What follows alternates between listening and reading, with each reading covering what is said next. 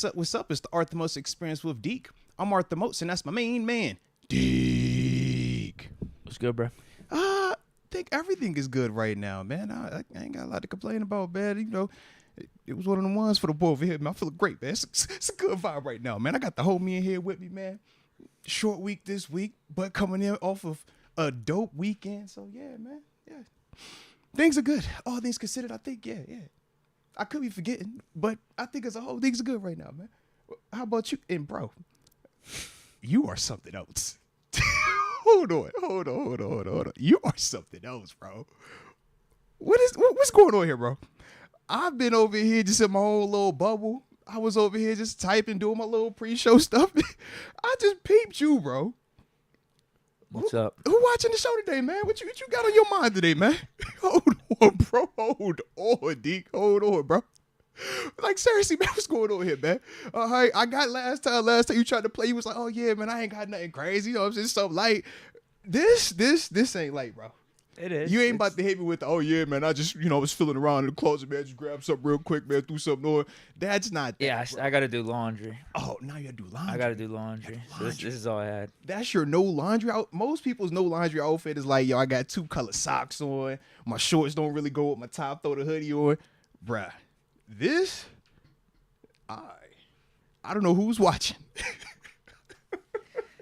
I just feel like his eyes on it. Crazy. I just feel like his eyes on this, bro. I just threw on a shirt.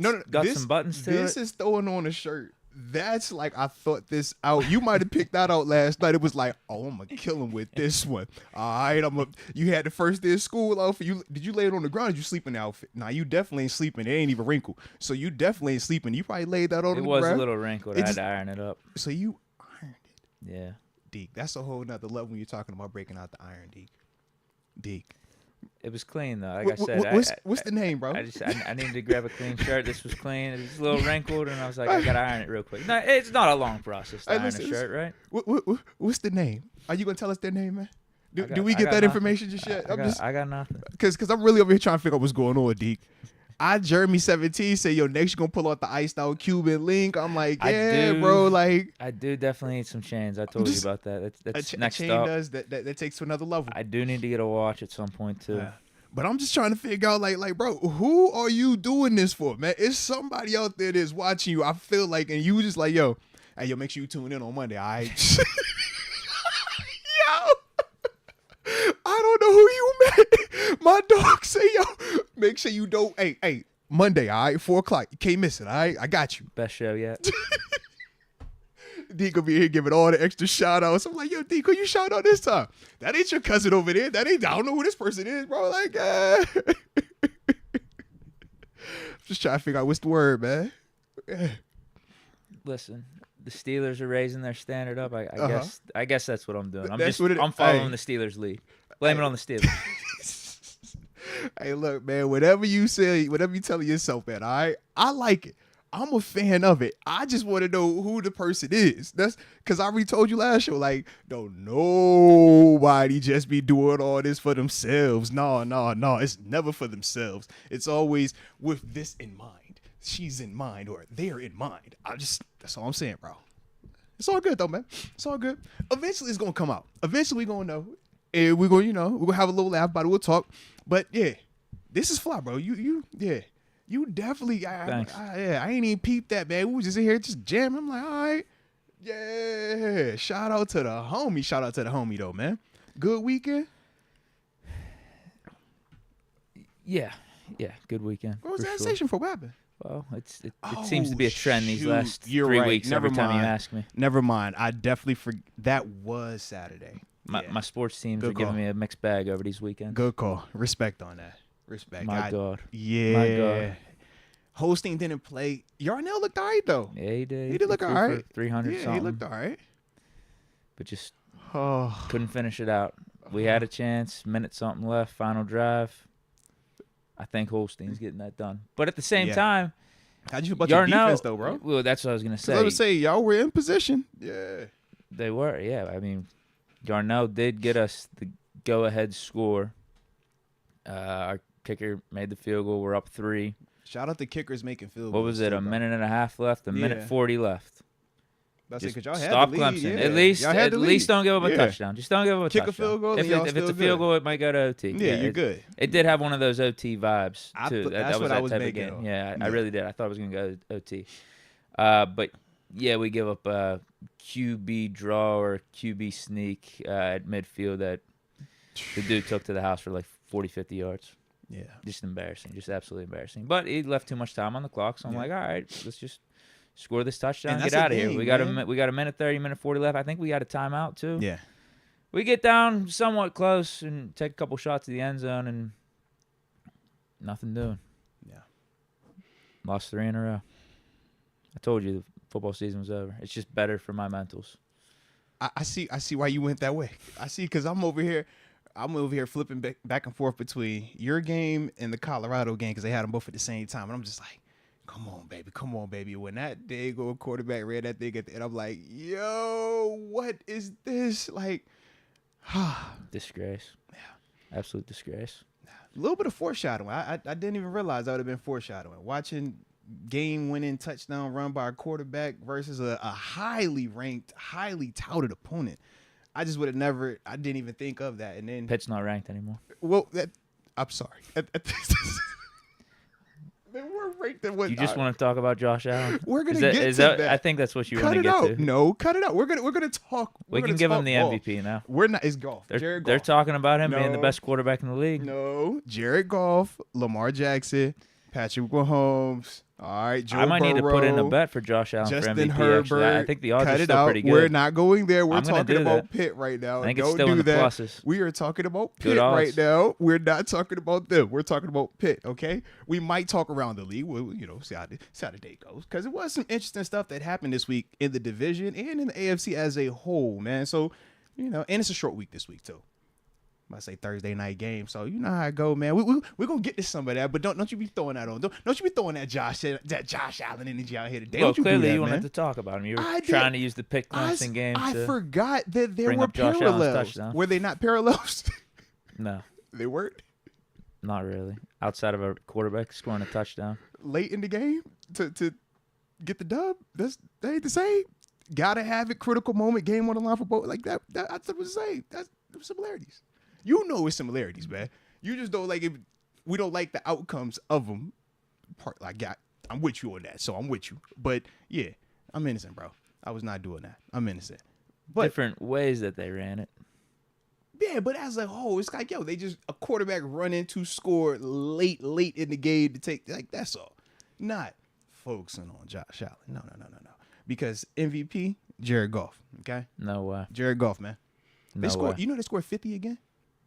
My vote's for Josh Allen. Dude. And I'm actually being serious. The Lions scored 52 points My on the vote's for NFL Josh team, Allen man. right now.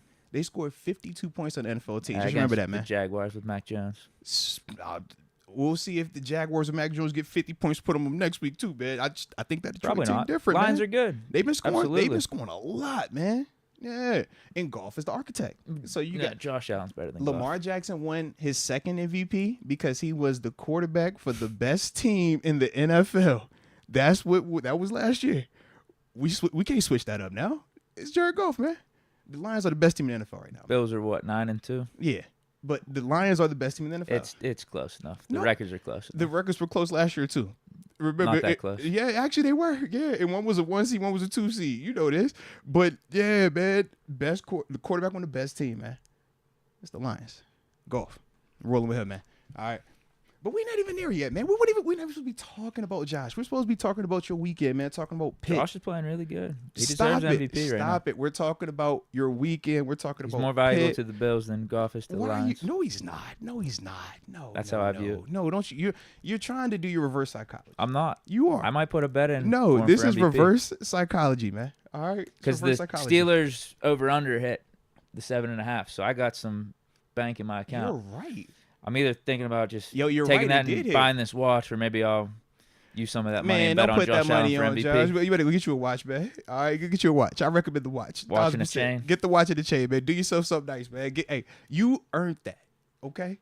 because of your belief, your blood, sweat, and tears for the black and gold, that was an easy bet. That was your the easiest blood, bet I've sweat, ever and tears for the made. black and Really. gold is what made that easy, man. The Steelers winning over 7.5. But you know what? Easiest bet. But don't, man. You jump into that Bills one. Now something go off. Now it's just gonna add to your undeserving anger or feelings towards them. I don't want to add. I to would the view fire. it as a win-win. No, Actually. you would not. No. Oh wow, that is crazy. He said it would be a win-win. If Allen wins the MVP, I get more money in my pocket, and it's just the regular season MVP award. I don't really care about it. Hey yo, you are funny. And if he doesn't win, okay. Why are you sick like that, bro? Like, jeez.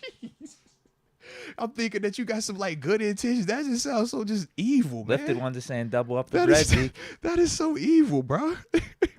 I could go from a watch that I'm getting for like $2,000, and I could maybe get a Rolex now if I bet on this Josh Allen MVP. Man, don't you mess with that MVP, man. Leave the MVP alone. Go take your winnings. What they say, leave while you're ahead. You're up. All right, it hit. You're up. Walk away. ESPN's telling me he's the best quarterback in the league. The ESPN be saying that about everybody. It's Jared Goff. It's Joe Burrow. Okay, it's Lamar Jackson. It's Peyton. Or it's Patrick. Patrick Mahomes. I'm over here It can't be thinking about Peyton Burrow. He Wilson. ain't winning enough. But He's Burrow's playing amazing. cooking though. He is balling out.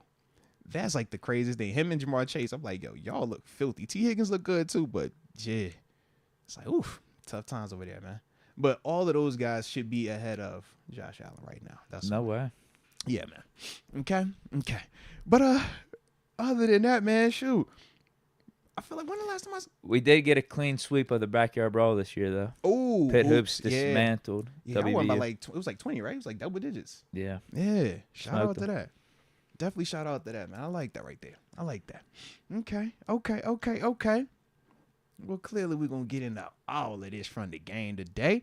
Like I said, man, might get a time to, like I said, look around the league as well, man, because, like I said, there was some stuff that happened division-wise, man, that are going to benefit us. We don't got to talk about the 4 o'clock games, right? Hey, it's whatever you want to do, man. All right, it's whatever you want to do, okay?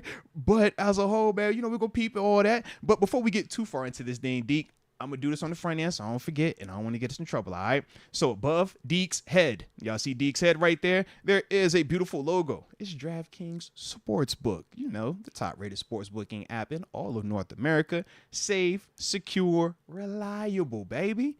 Reliable. We need that. But we also know that, man, we like to get involved, man, and it's the perfect time of year. Football is heating up, and we know that they are one of the official sponsors or one of the official partners of the NFL. So with that, man, when you want to get more action on these games that are coming up, for my new customers out there, when you make that first bet of $5, if you use the promo code Moats, you'll get up to $150 in bonus bets. It is a pretty cool concept, man. And they even allow you to combine some bets and do little cool parlays and stuff like that, man. Gotta have a little parlay. But at the same time, we also understand that you might get lost in the sauce. It's the potential of developing a gambling problem, And if you do, you might need some help. If you live in New York, you see the number that you can text or call. But for everybody else, the digits to dial are 1-800-GAMBLER.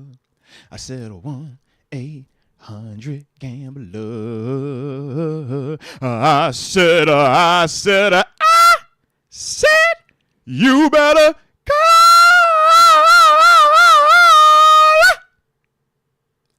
1-800 Gambler.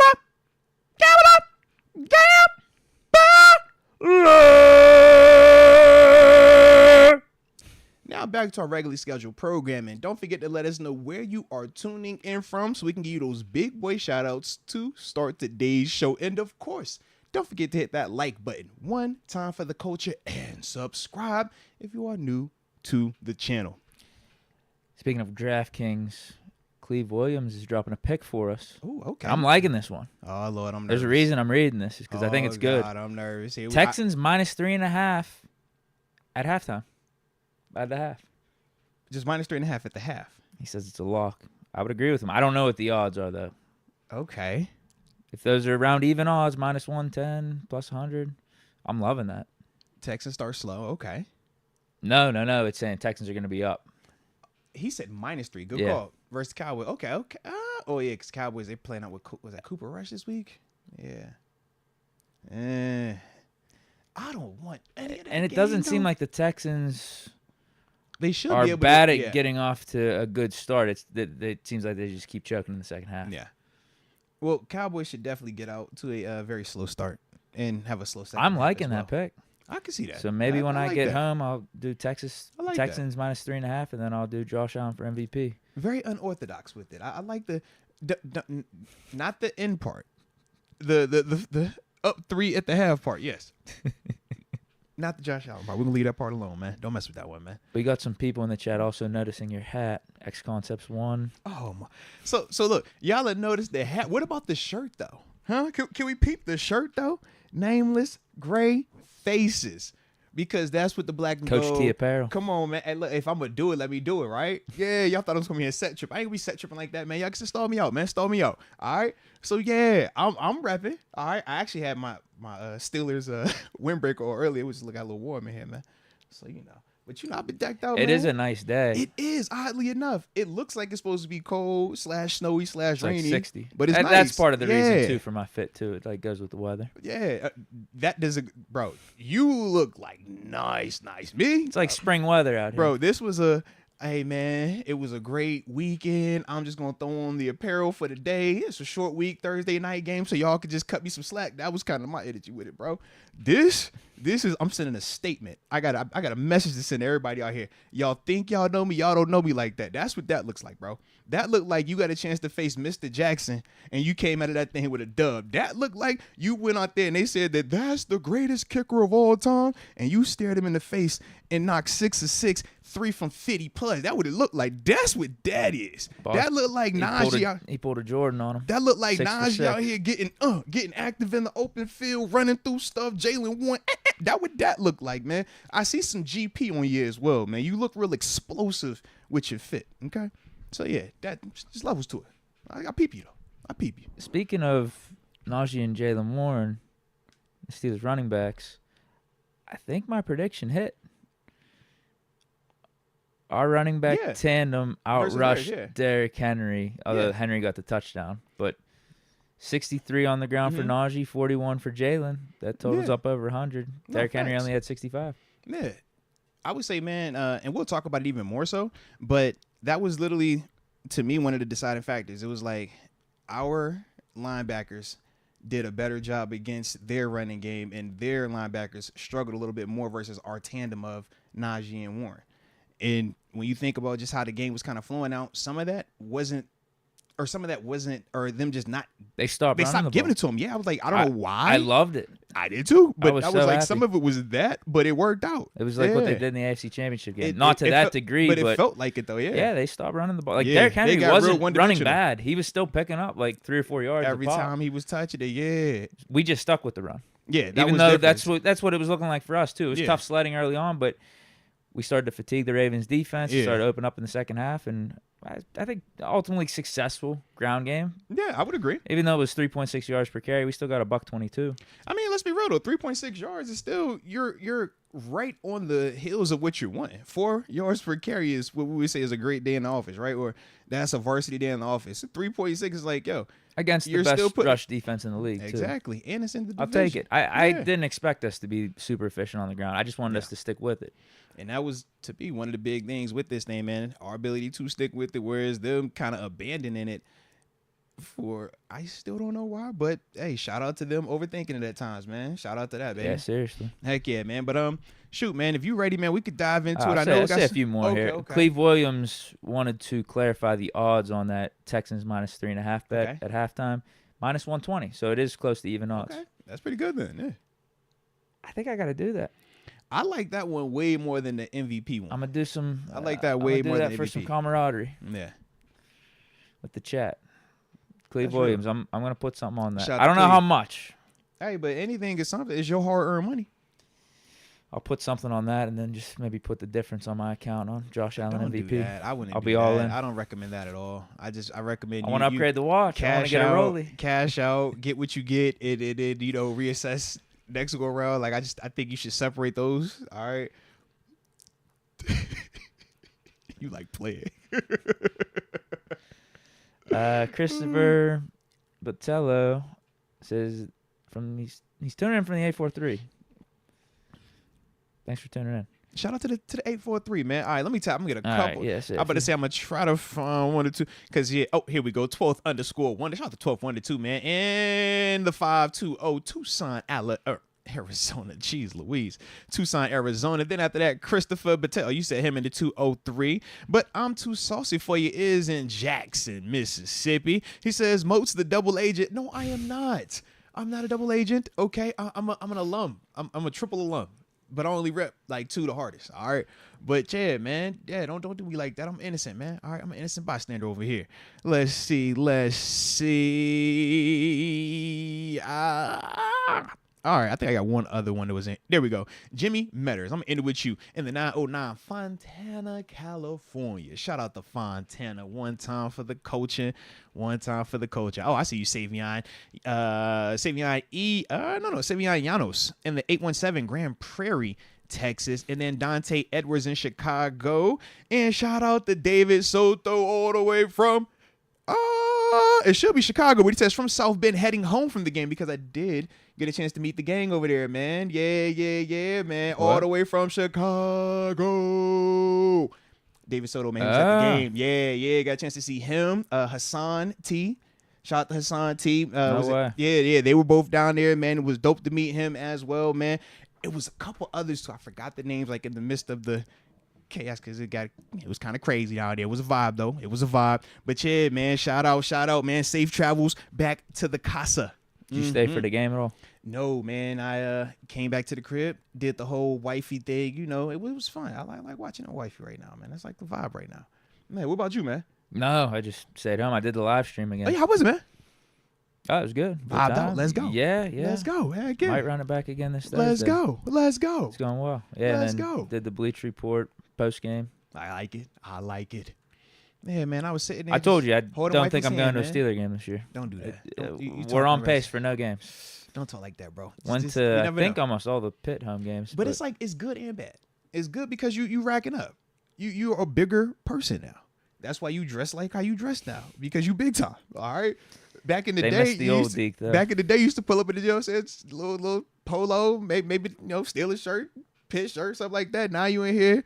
You fresh, like you in the catalog. Like I can see you at Macy's, JC Penney's, like Nordstrom. You in one of them catalogs right now, man. Yeah. They say they missed the old Deke, though. Hey, man, the old Deke versus where you at right now, bro. Like you winning right now. Like you was winning back then, but you winning right now, bro. So that's all I'm saying, man. They go and they what they say, either win with you or watch you win. You know how it go, man. Hey. Y'all better keep evolving with the homie. We can grow together. Yeah, he said y'all can either win with him or you could just watch him win. It's one or the other. I'm trying to win with the homie. All right. I be trying to come here like, yo, don't put that Bill stuff on by. If you're gonna do Bills, you better put some Steelers on. All right. I'm just trying to match the energy, bro. But yeah, hey. I'd be like, all right. I see the arrow. Arrow pointed up. Varsity, bro. Coach 2 will be proud of you. What do we got now? All right, man. Let's tap into these supers, man. And obviously that'll kind of lead us as we talking through this game recap, and yeah, sure, go from there. We got AJ Martinez on a heater to start the show. Shout out to AJ. Y'all hit that like button for AJ as well, man, because he is a super duper supporter of the channel, man, and we greatly appreciate him, man, from the heart. He says nearly a Tomlin game. Ravens D played lights out. Yesterday, if we would have lost, it just couldn't classify as a Tomlin game. This week, definitely a Tomlin game. I don't agree. I feel like division games are like different to me, man. Like throw the records out the window with his division games, man. That's fair. That's my only thing. I feel like I'll the division, give you that a little bit, but fair enough. Think of this. I'm listening. We're coming off of this big Ravens win. Everyone's talking about us being one of the best teams in the AFC. Yeah. And we're going up against the 2-8 Browns. What have we done versus Cleveland? That definitely classifies as a Tomlin game. What have we done versus Cleveland in the past 4 years to make us feel that confident versus them specifically? I get when we play the Ravens. It is funny. We our record versus the Ravens of lately is what we think it is versus the Browns. But you look at the Browns record versus us, it's like, nah. What is it over like 9-10 games? They've won a lot more. Because we're what 8 of the last 9 we've won against the Ravens. Yeah, I want to say they low. We went 1-1 last year. Up. They might be up in it. No way. All right. How far we want to go back? So if we're 8 of the last 9 games against the Ravens, we could just do 9. We could do 8 or 9. Okay. I don't care. Keep it Let's just equal. pull them up. Yes. You want to do it? Yeah, I am curious, bro. Because last year was 1-1. It is a lot closer. We had a Tomlin game against them, losing to DTR. Let's see. That was terrible. Let's get the history. Year before that, that was 1-1. We lost. You see what I Mitch mean? Like we didn't Thursday split it night, a lot with them, dude. It was week 18. Probably Kenny's best game of his rookie year. Lit it up against the Browns at home. Let me get this right real quick. So 1-1, 1-1. So that's 2-2 over the last 4. So 23. Year before that was Ben's final year. 22, 21. We won. So hold on, which year are we Baker. starting at? Which year we want to start at? Was that 18 then? Because Sevens last year would have been. You could do 4 years. You could do 4. That'd be 8. All right. 4 years. 2020. Would that be 2020? So 2020, yeah. All right. So let's see. 2020. Yeah, because we played them twice that year. Obviously, we had them in October and then played them in January and then played them that following week in the playoffs. So that would be exactly 9 games if you want to include the playoffs. So we had that year in 2020, we played them 3 times. We went we went 1-2 versus them. We beat them in the regular season. The first go around with 7, with Mason 38-7. Okay. Then 1-2. Then we lost 24-22, and then they obviously beat us in the playoffs 48-37. That was the Baker game. Then the following year, so we just need this following year because we went 2-2 over the last 4. Correct. So Yeah. if you just give us this one.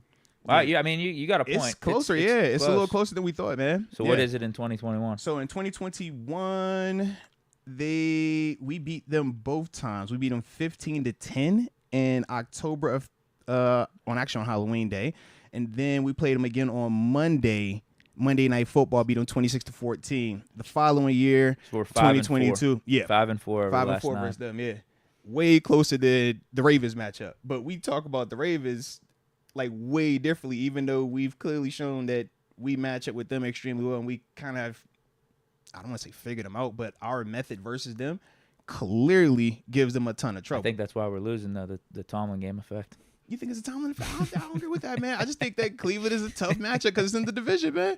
When I tell you, when we come into, I remember my first Browns matchup, and just the energy in the building. Like when I tell you, every coach came in there cursing us out, like, yo, this team, this is their Super Bowl. They're trying to kick your blah, blah, blah. This is their Super Bowl. Like, if you come in here slacking, they will beat you, man. Like, that's all we heard about. And every single week that you play them, that's all you hear in that building, man. So I know it's not this, you taking a breath off of them or looking down. But when you're in the division, it's tough, man, because the familiarity. They're drafting and signing people specifically for us. So that's why the matchup was always tough, man. But if it's out the division, I like Tomlin losses outside the division way more, man. Now, here's the thing. I don't think – so, hold on. We lost Colts and Cowboys. I don't think we have a Tomlin loss this year. I would agree. I don't think this team is a Tomlin loss type of team. And that Cowboys team wasn't the same as the Cowboys that you're seeing now ever since that have fallen completely off a cliff. They were still at the early part where it was still some optimism around that team where they were still it came down to the last play. Better. Yeah. Came down to the last play on Sunday Night Football. Yeah, the defense could have played better in that game. Yeah, Fields could have played better, but we still gave ourselves a chance to win. Multiple chances on both sides. Defense, I would have liked to stop at the end, but it happens on a 4th down, and Dak throws it up to I forget who even caught it. Was it CD? No, it was the cat that got hit in the nuts the play before. I forgot the dude's name, but whoever it was. Dak threw one up on 4th down. He caught it. Yeah. Because usually, to me, the Tomlin losses are this team's way inferior. We look completely flat. It's victory formation. The game's over in the 3rd quarter. Those are Tomlin games. Colts game was looking like that, but then we came back. So I wouldn't have considered that a Tomlin loss either. So no Tomlin losses. If we would have lost at Denver somehow, that would have been a Tomlin loss. Absolutely. That would have been a Tomlin loss to me. Yep. Yeah. But this one, I'm like, bro, Jameis Winston is going to be coming in here. They just came off of an L2. They're going to be fired up, ready to go, man. And it's at their crib on a short week, man. I don't look at this no Tomlin. I look at this as like, yo, this potential hostile environment you walking into, And I'm just glad that we are at least healthy coming out of this Ravens matchup because typically we all banged up after that one. Browns defense is good. Yeah. Although they gave up a bunch to the Saints. They did. Carr looked good, man. Or at least statistically, I didn't like watch the Taysom game, Hill but yeah.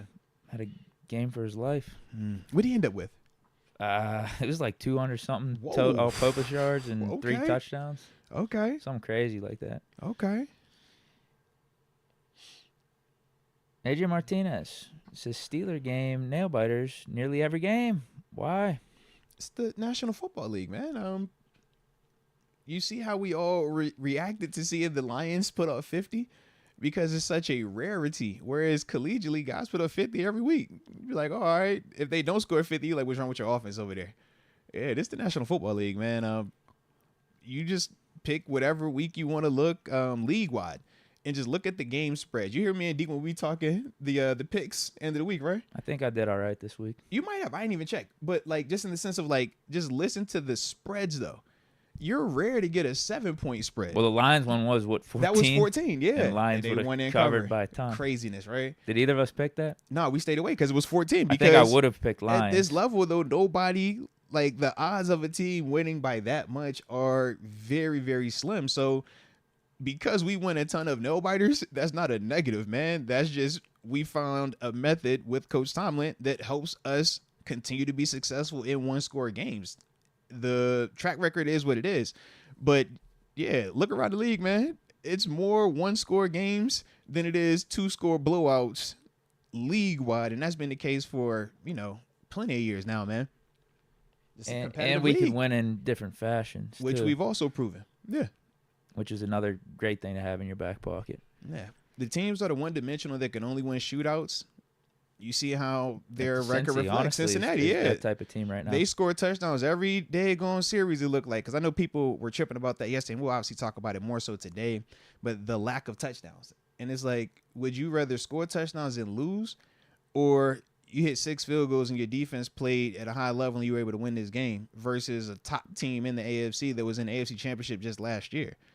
Like, the style points, is one thing, but yeah, it's about playing winning football. Yeah, what's going Russ to give didn't us have the his best game, but he played winning football. He played winning football. I would agree. I definitely would agree. Didn't put the ball in harm's way. Understood what was going on with the game flow and Tucker missing some field goals. We're up in it. There's no reason to be putting the ball in harm's way or doing anything crazy, especially too because I felt like our offense didn't have a good sense of what the Ravens defense was doing early on either.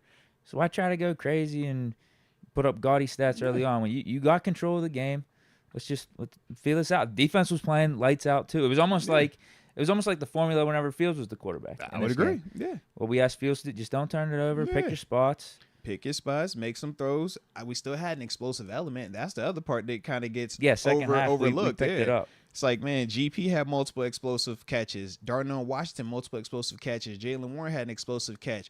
Jalen and Najee had multiple explosive runs over 10 yards. So it's like, man, the offense still was explosive. The thing was, man, we had 3 drives that stalled like deep in the red zone. And then we had the 3 that kind of stalled in the high red. But that's why you got Boz. That's why we pay him what we pay him. So he can go out there and make the field goals that we saw Justin Tucker miss. We saw Evan McPherson miss. Shoot, Tyler Bass missed the field goal. We seen Cairo Santos get a field goal blocked. I mean, we act as if field goal kickers are just, oh, man, of course he's going to make it until Bass you ain't get out building there. Off that 60-yard momentum. No, it was an extra point. It was like questionable too, bro. What do you mean? So I didn't see it. Oh, yeah, I right? actually didn't see it. So they called it a miss. So it was like crazy high in the air. And it goes like, and this is upright. It was like going over it. And they said, I guess the rule is if it's too high, they can't review it. Huh. But the refs, like the one dude just called it like a miss. And you could see like they were kind of looking at like, I don't know, the commentator looked. It was like, on camera, you can see where it technically would be good. But you can't go back and challenge it because it went, they say if it's over the goalpost, it's not reviewable. Huh. Yeah, I didn't know that rule. So I was like, all right.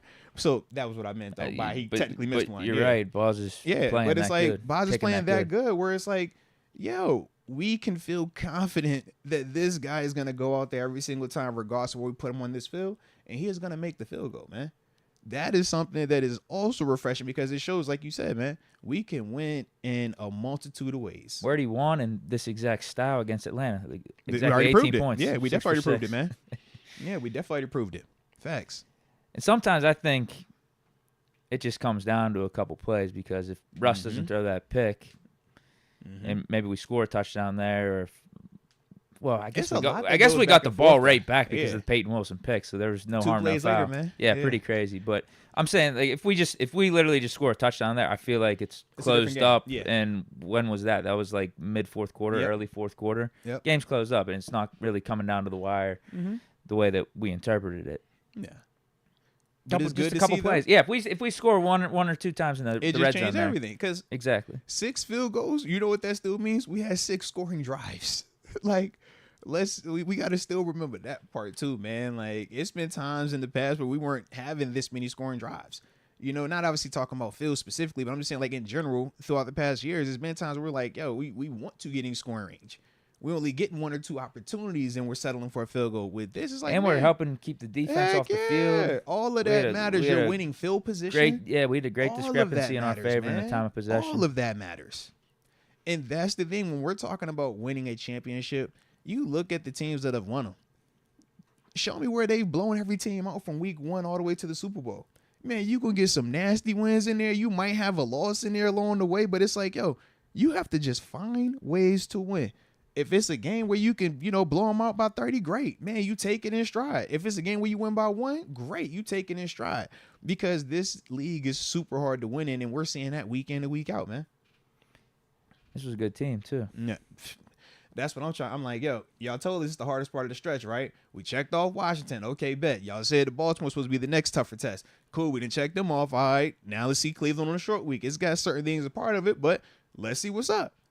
Like, that's my energy with it, man. And I think we are, the way that we're playing and the way that we're built, we can handle this because our game is physical.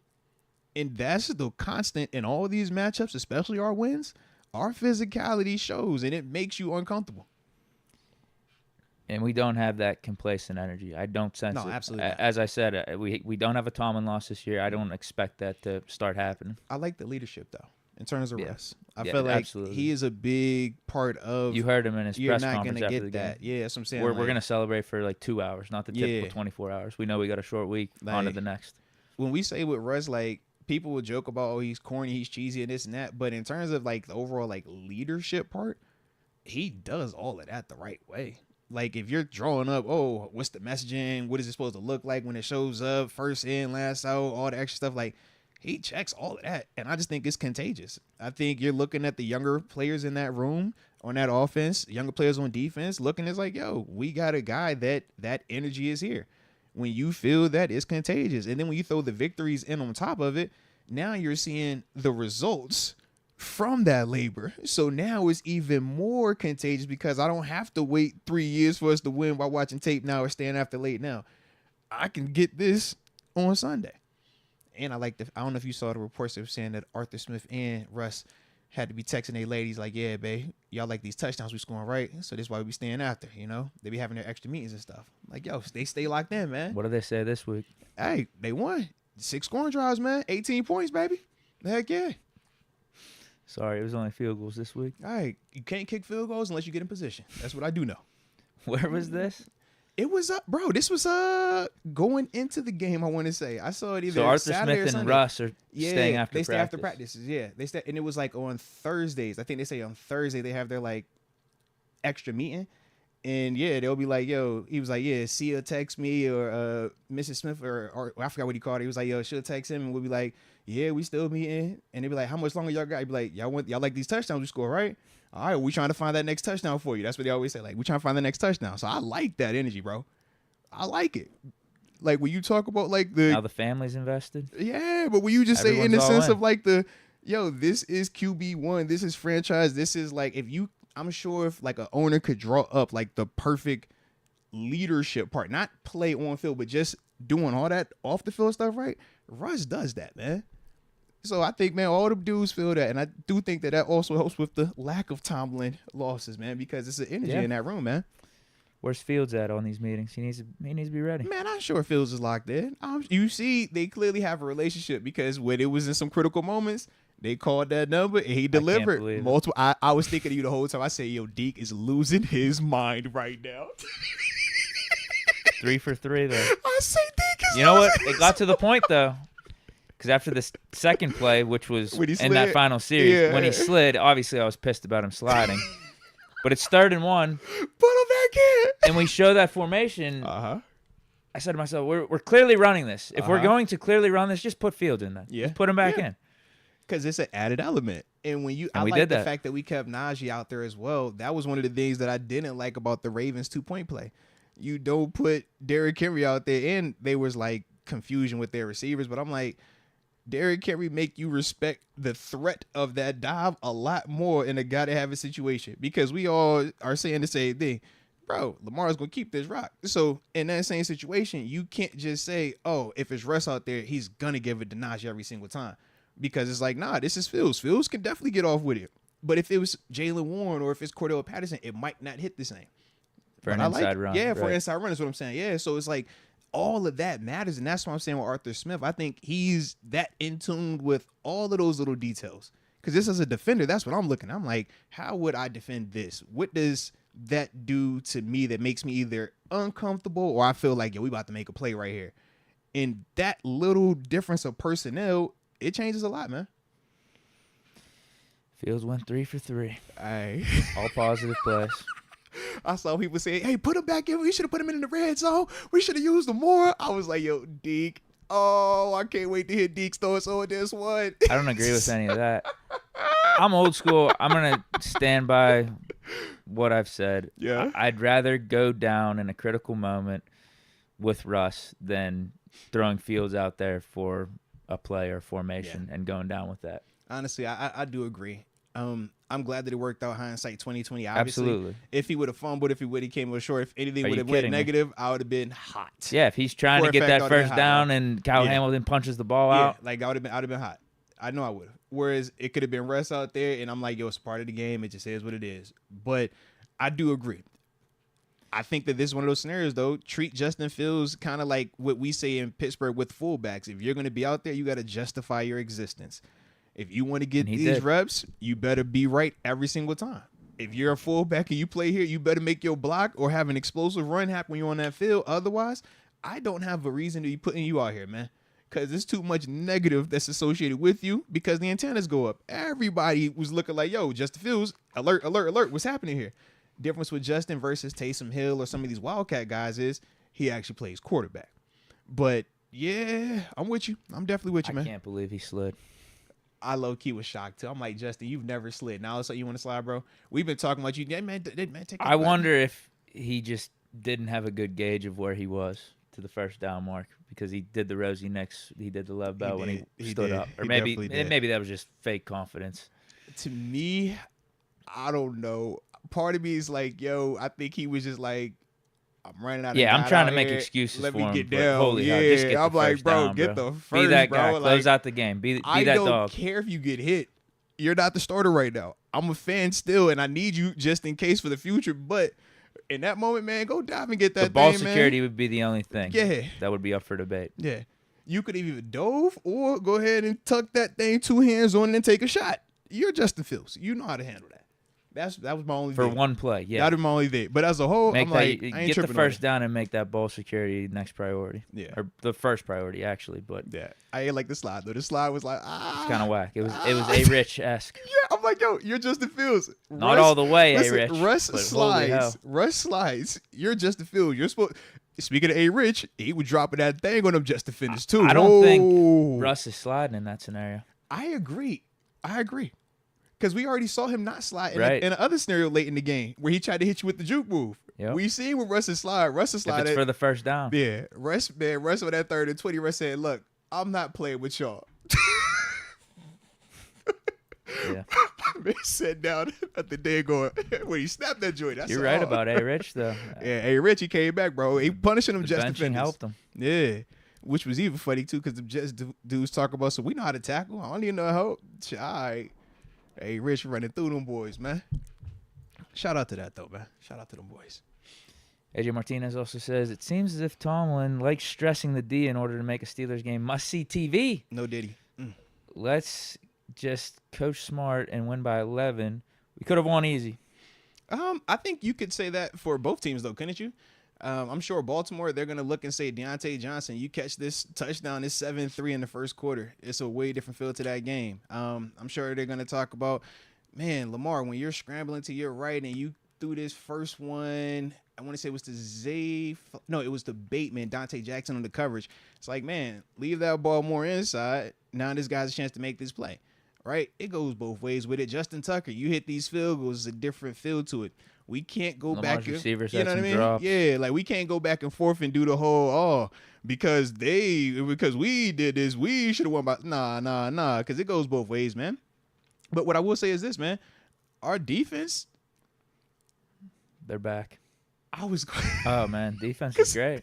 They was asking, say, yo, how's Deke feel about the defense this week, guys? Ask about the defense this week. The defense is back. They were straight. Oh, absolutely. All right. Great defense. That's what I needed to hear right there. I appreciate you, man. I appreciate you. I was thinking about you the whole game. I'm like, I hope Deke is enjoying his performance today. I hope Deke feels like they're responding, 3 man. turnovers.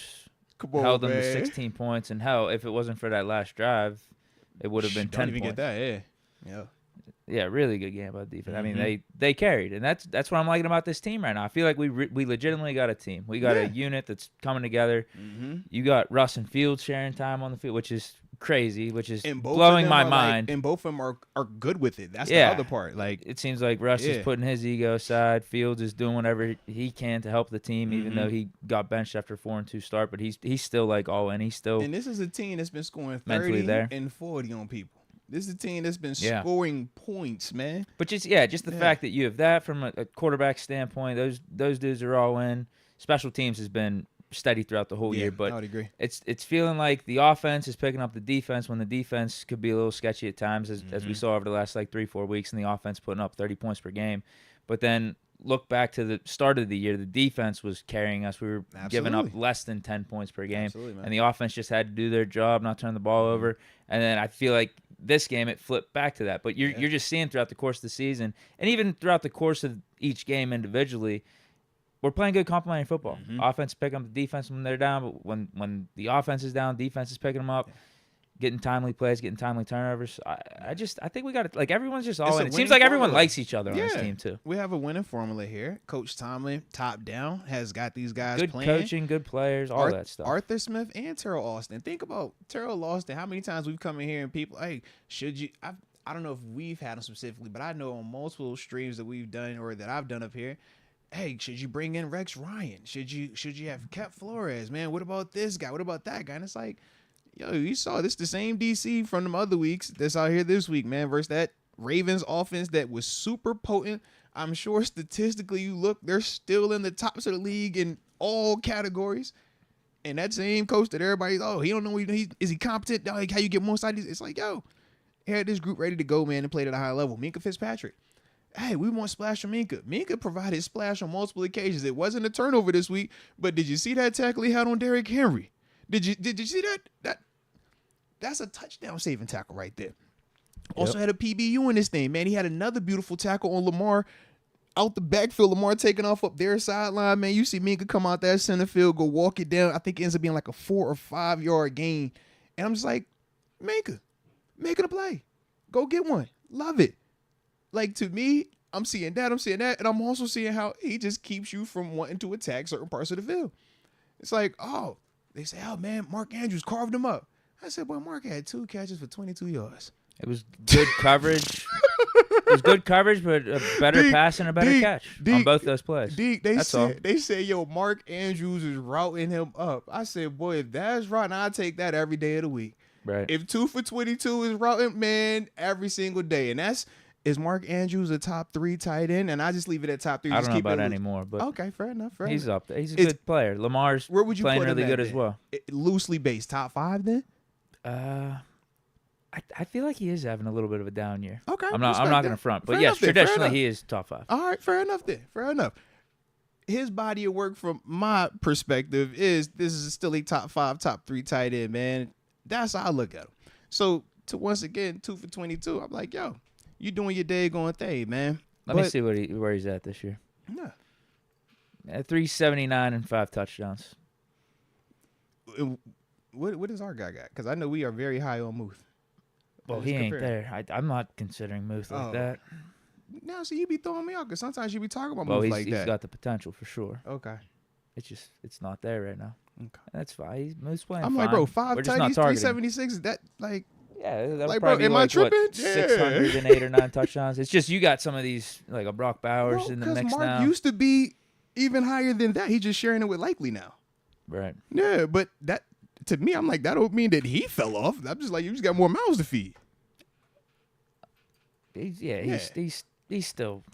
He's up there still. He's somewhere. viewed in the better portion of tight ends. Absolutely. We'll leave it Top at that. 10 is safe. Safe and cool. Without us looking anything up, I think we could agree on that, right? Yeah, I would agree. Yeah. But yeah, so that was my thing, man. I'm like, man, across the board, like we were getting it there. Then shoot, we even talk from a special team standpoint. It's like Boz is a special teams player. Shout out to Danny Smith. 6 for 6. Not only was his snap good, protection was good. We didn't get one blocked. Like I said, the reason why I keep emphasizing that is because we saw the Chicago Bears lose a game on a blocked field goal, man.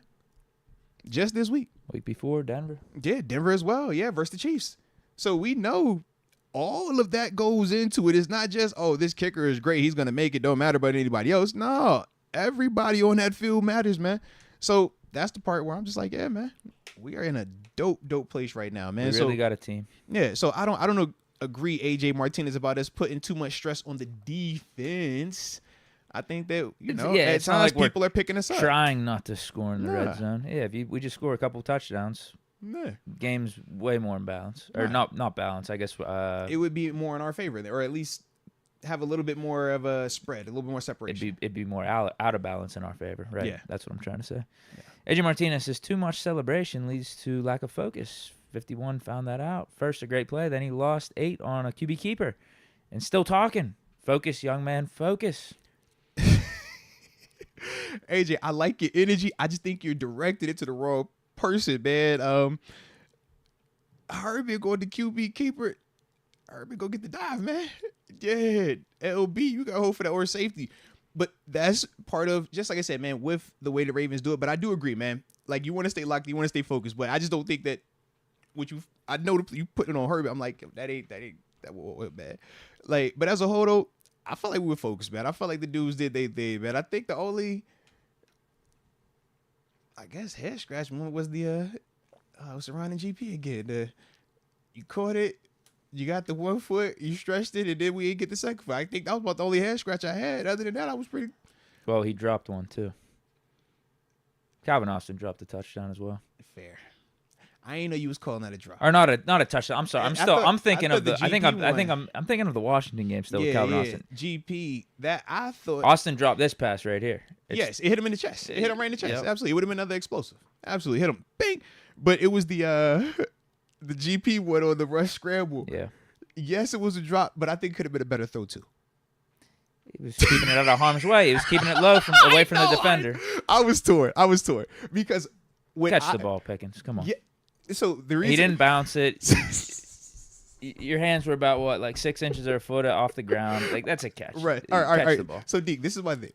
I have a higher expectation of Russ right now than I do of GP right now. So to me, I say, Russ, you could have thrown that better. I'm praying that I'm gonna get to the point that I'm looking at GP like, oh yeah, you should have caught anything that was in your vicinity. But we know we were just there GP has had before the season. But we know how the season has been. The season hasn't been, everything that's around him, he's, sticky on. He's catching it. It's like, so to me, I'm like, yo, Russ, just make it a little easier on him. And we good. Now, I could be minimizing GP's greatness. I definitely could be. But I believe that Russ could do a better throw. So that's why I was looking at Russ one. How does GP not get that second? I don't know. That play we're talking about too. Yeah, the Pickens drop. Listen, I agree with you. Is TV listening to us or something? It's bringing up the exact plays we're talking about. It's as crazy. We're talking about them. It is low key crazy. But I just feel like, man, if that's AB, 1,000%, my expectation is AB's catching that, and I don't anticipate anything less. If it's Juju, I'm like, yo, Juju's catching this. Combat, it can get down there and get that. With GP, I'm just back and forth right now. Our expectations are lower for GP than Juju? In terms of catching? What happened? Just catching the football. What has happened? No. We're just catching it. Juju, he gonna catch the rock now. We ain't do that now. He catch. It's the other stuff with Juju, but he gonna catch the ball now. But GP, I look at GP right now, kind of like think of GP like Justin Tucker. I'm not discrediting your thought. He's like Justin Tucker. GP, then. Okay, he's having like a Justin Tucker season. His The first 2 expectations years were crazy high, and it just a little bit right now hasn't lived up. This season, just a little bit. It's not god awful, but just a little from what we came into the season expecting. He's had moments. He's definitely had moments though. He caught everything thrown his way. He's had moments, man. Yeah. He's had some ball security issues though. Ball security and catching are different. He That's dropped why that game-winning pass from Duck in the Jets game. Ball security and catching the football are different. That's all I'm saying, man. It's just I ain't saying GP now. GP. It's I'm just taking sad GP that it's got over. to that point with GP where we're talking Fair. about This is catching real. the ball and comparing this him is to real. Juju. Is he better or worse? This is real. Because This is real. he was catching everything thrown his way. GP, we're talking about being the best receiver in the league, man, or in that convo where it was just like, yo, this year we have seen some ones where like, yeah, you make these. We've seen you make these way more routinely than what you've kind of done right now. But I'm hoping that it was just a little phase and we getting back to the right spot, man. Heck yeah. We had some back and forth stuff after the whistle, which I liked. I liked that. I feel like we stuck up for each other. Hey, And you're gonna you get got some to. of that chippiness in These Ravens, man. these Ravens games. Facts, you're gonna get that every single time Ravens. But I wasn't tripping on that, man. I wasn't either. I Yeah. liked it. You had dudes sticking up for each other. Yeah. AJ Martinez says, or no, he gifted a Moats membership to Z-Man. Hey, shout out to AJ being an absolute rock star at life, paying it forward in Z-Man. Welcome to the upper room. Yes, indeed. Yes, indeed. From T-Star F, he says, before we start, the Chiefs, not that good. In Deke's voice. The Chiefs are good, but they're not that good. Is he saying that as a way to belittle the Chiefs, or is that more directed at Hey, man. the Bills and that their win is Hey. not as impressive? Hey, I don't know about any of this. Because he didn't say that Hey, before It's crazy. Yeah. the Chiefs-Bills game. And it wasn't even provoked. I'm like, where did this come from? I don't know, man. I actually kind of agree with that, though. Which part? The Chiefs not that I good? would have said it last week, but Okay. they have Mahomes. Chiefs, not that good, but they have Mahomes. I would give that caveat after saying it. Respect. So what are we saying now? They're 9-1 with Mahomes. They're good, still not that good, but they have Mahomes. They got That's Mahomes, the problem. man. Yeah. They could be whatever record, I'm like, and you just say they have Mahomes. I'm like, at what No other point, team has Mahomes. Hey, look, Deke, at what point watching that game did y'all feel, oh, this is completely done with and over? Oh, there's nothing that can go wrong here. Just tell me that one, huh? Yeah. Chiefs not that good. All right. Like you said, they got Mahomes, man. Right. They always alive with Mahomes, man. Yeah, exactly. They always are alive. But it wasn't, wait, man, I'm just glad that So that's a great description, I But feel the like. Bills did us a service. They helped us out. We needed As long the as we Chiefs get to that one lose. seed. We need the Chiefs to lose. Well, we got to take care of business, though. But they did their part in helping us out, man. They took off the last unbeaten. They said, oh, that's the ones? They're the best? All right, cool. I Let's guess see we what's up. do control our own destiny. Maybe. I don't know who would have the tie. Let's say Steelers went out, Bills went out. Who has the tiebreaker for the 1 seed? We would, because we beat Baltimore, and they lost to Baltimore. Is that what That it would have to be it, because we don't have, what's the other common opponents? We both beat Jets. I'm not sure. Good question. Colts? Both beat Colts. No, we didn't. Oh, we lost. to Colts. Okay. Who else is a common then? Wow. Would division record be a tiebreaker? We go 6-0 in the division. That might, yeah. Are Bills undefeated in the division? So far, yeah. Damn. So Bills need to lose one more. Our records are the exact same, though. Well, that's what I mean. I don't want to Yeah. get into. Let's say we went out, Bills went out. But We don't know what the tiebreaker situation is. I saying- want to control our destiny completely. So Bills could the lose only one thing I more. would say, Deke, is we got to learn, man. Every time we start going negative, it backfires. And you do this a lot when we get to this part with our squad. You be over here like, let me start looking around and start throwing the negative energy places, and then it backfires on us, bro. I'm trying to to bet Josh Allen for MVP. No, but you doing it on some like negative. You know what I mean? Like your energy's off, bro. We just got to be careful with this thing, man. When we start looking like, hey, man, it's like, no, you got to chill, man.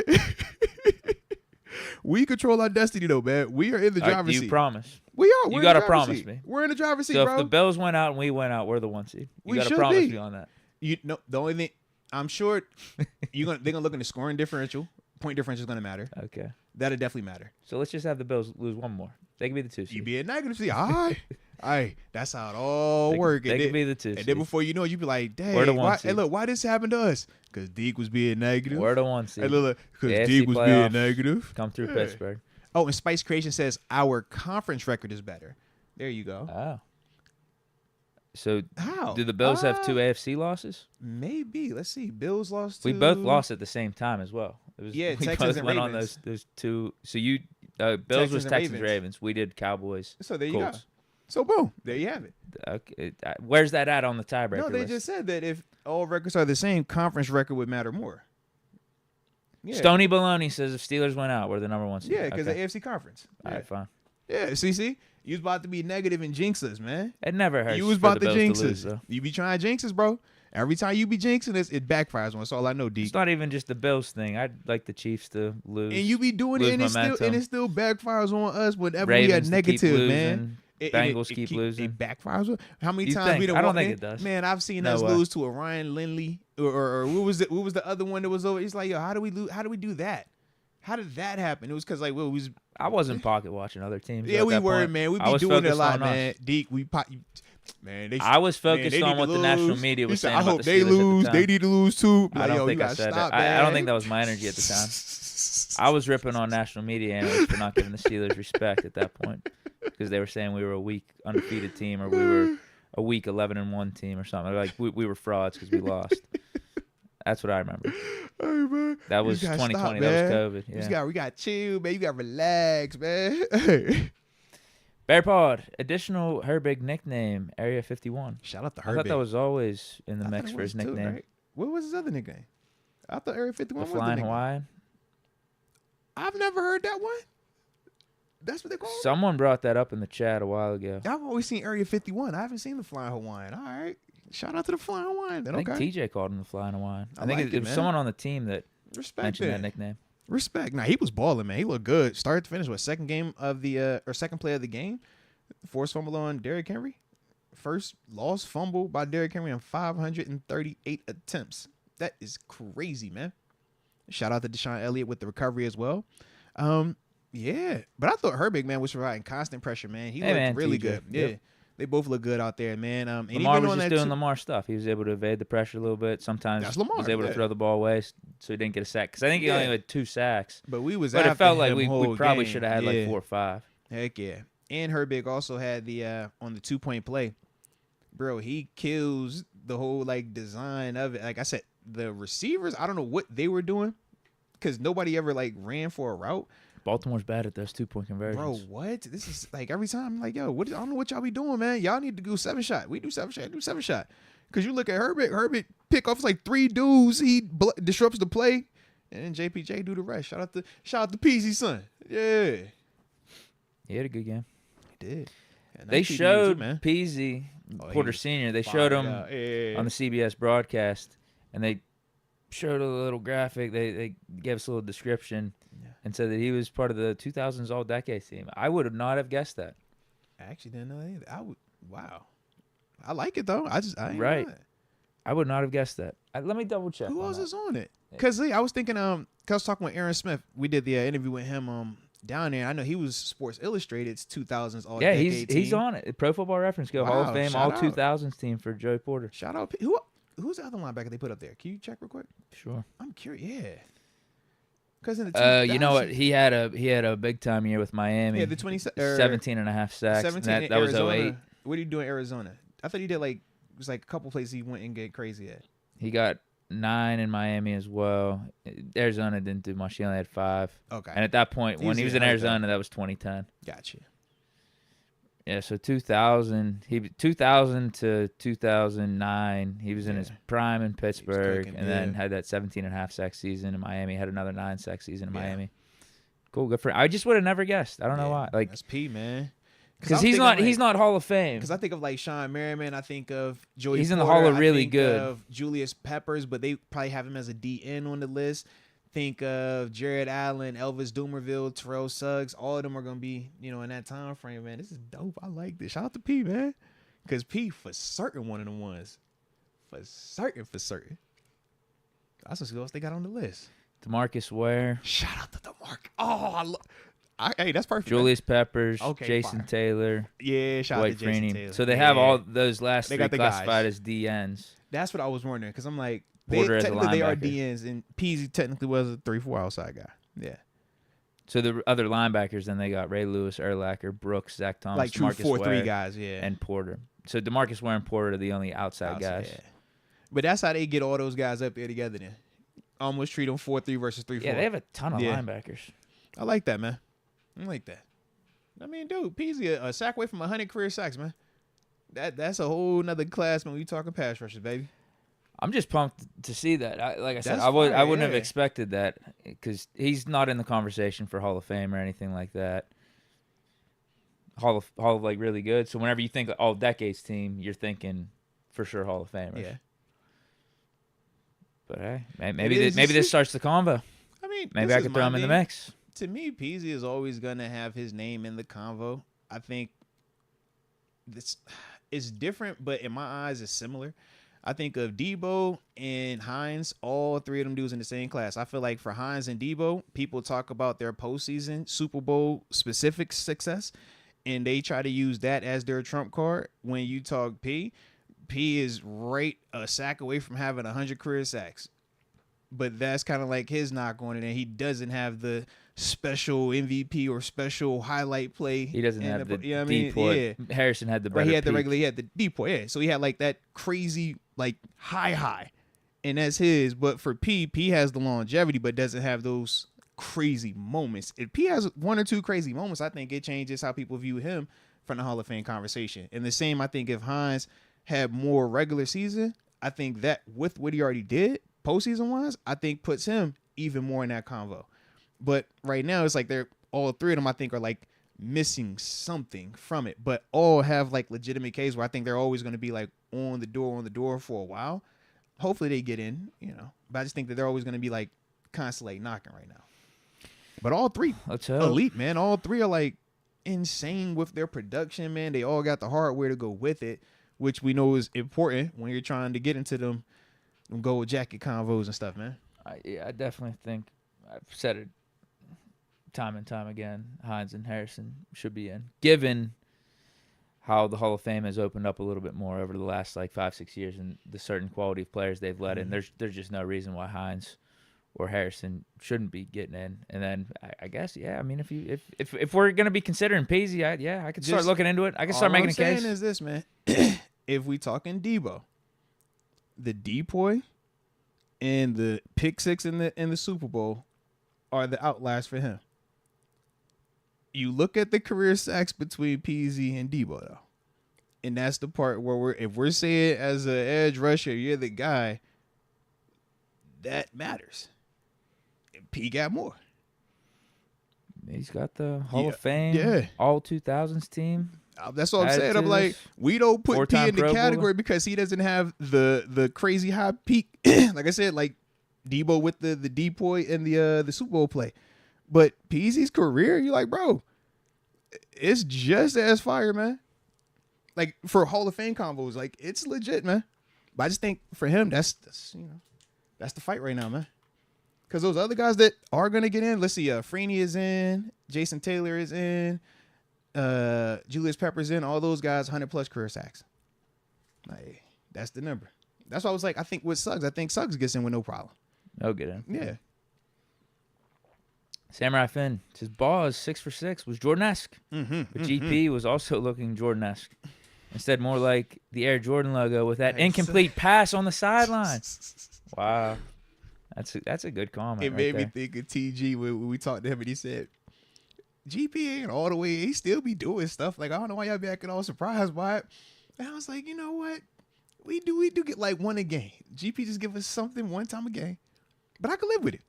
Because he was balling yesterday.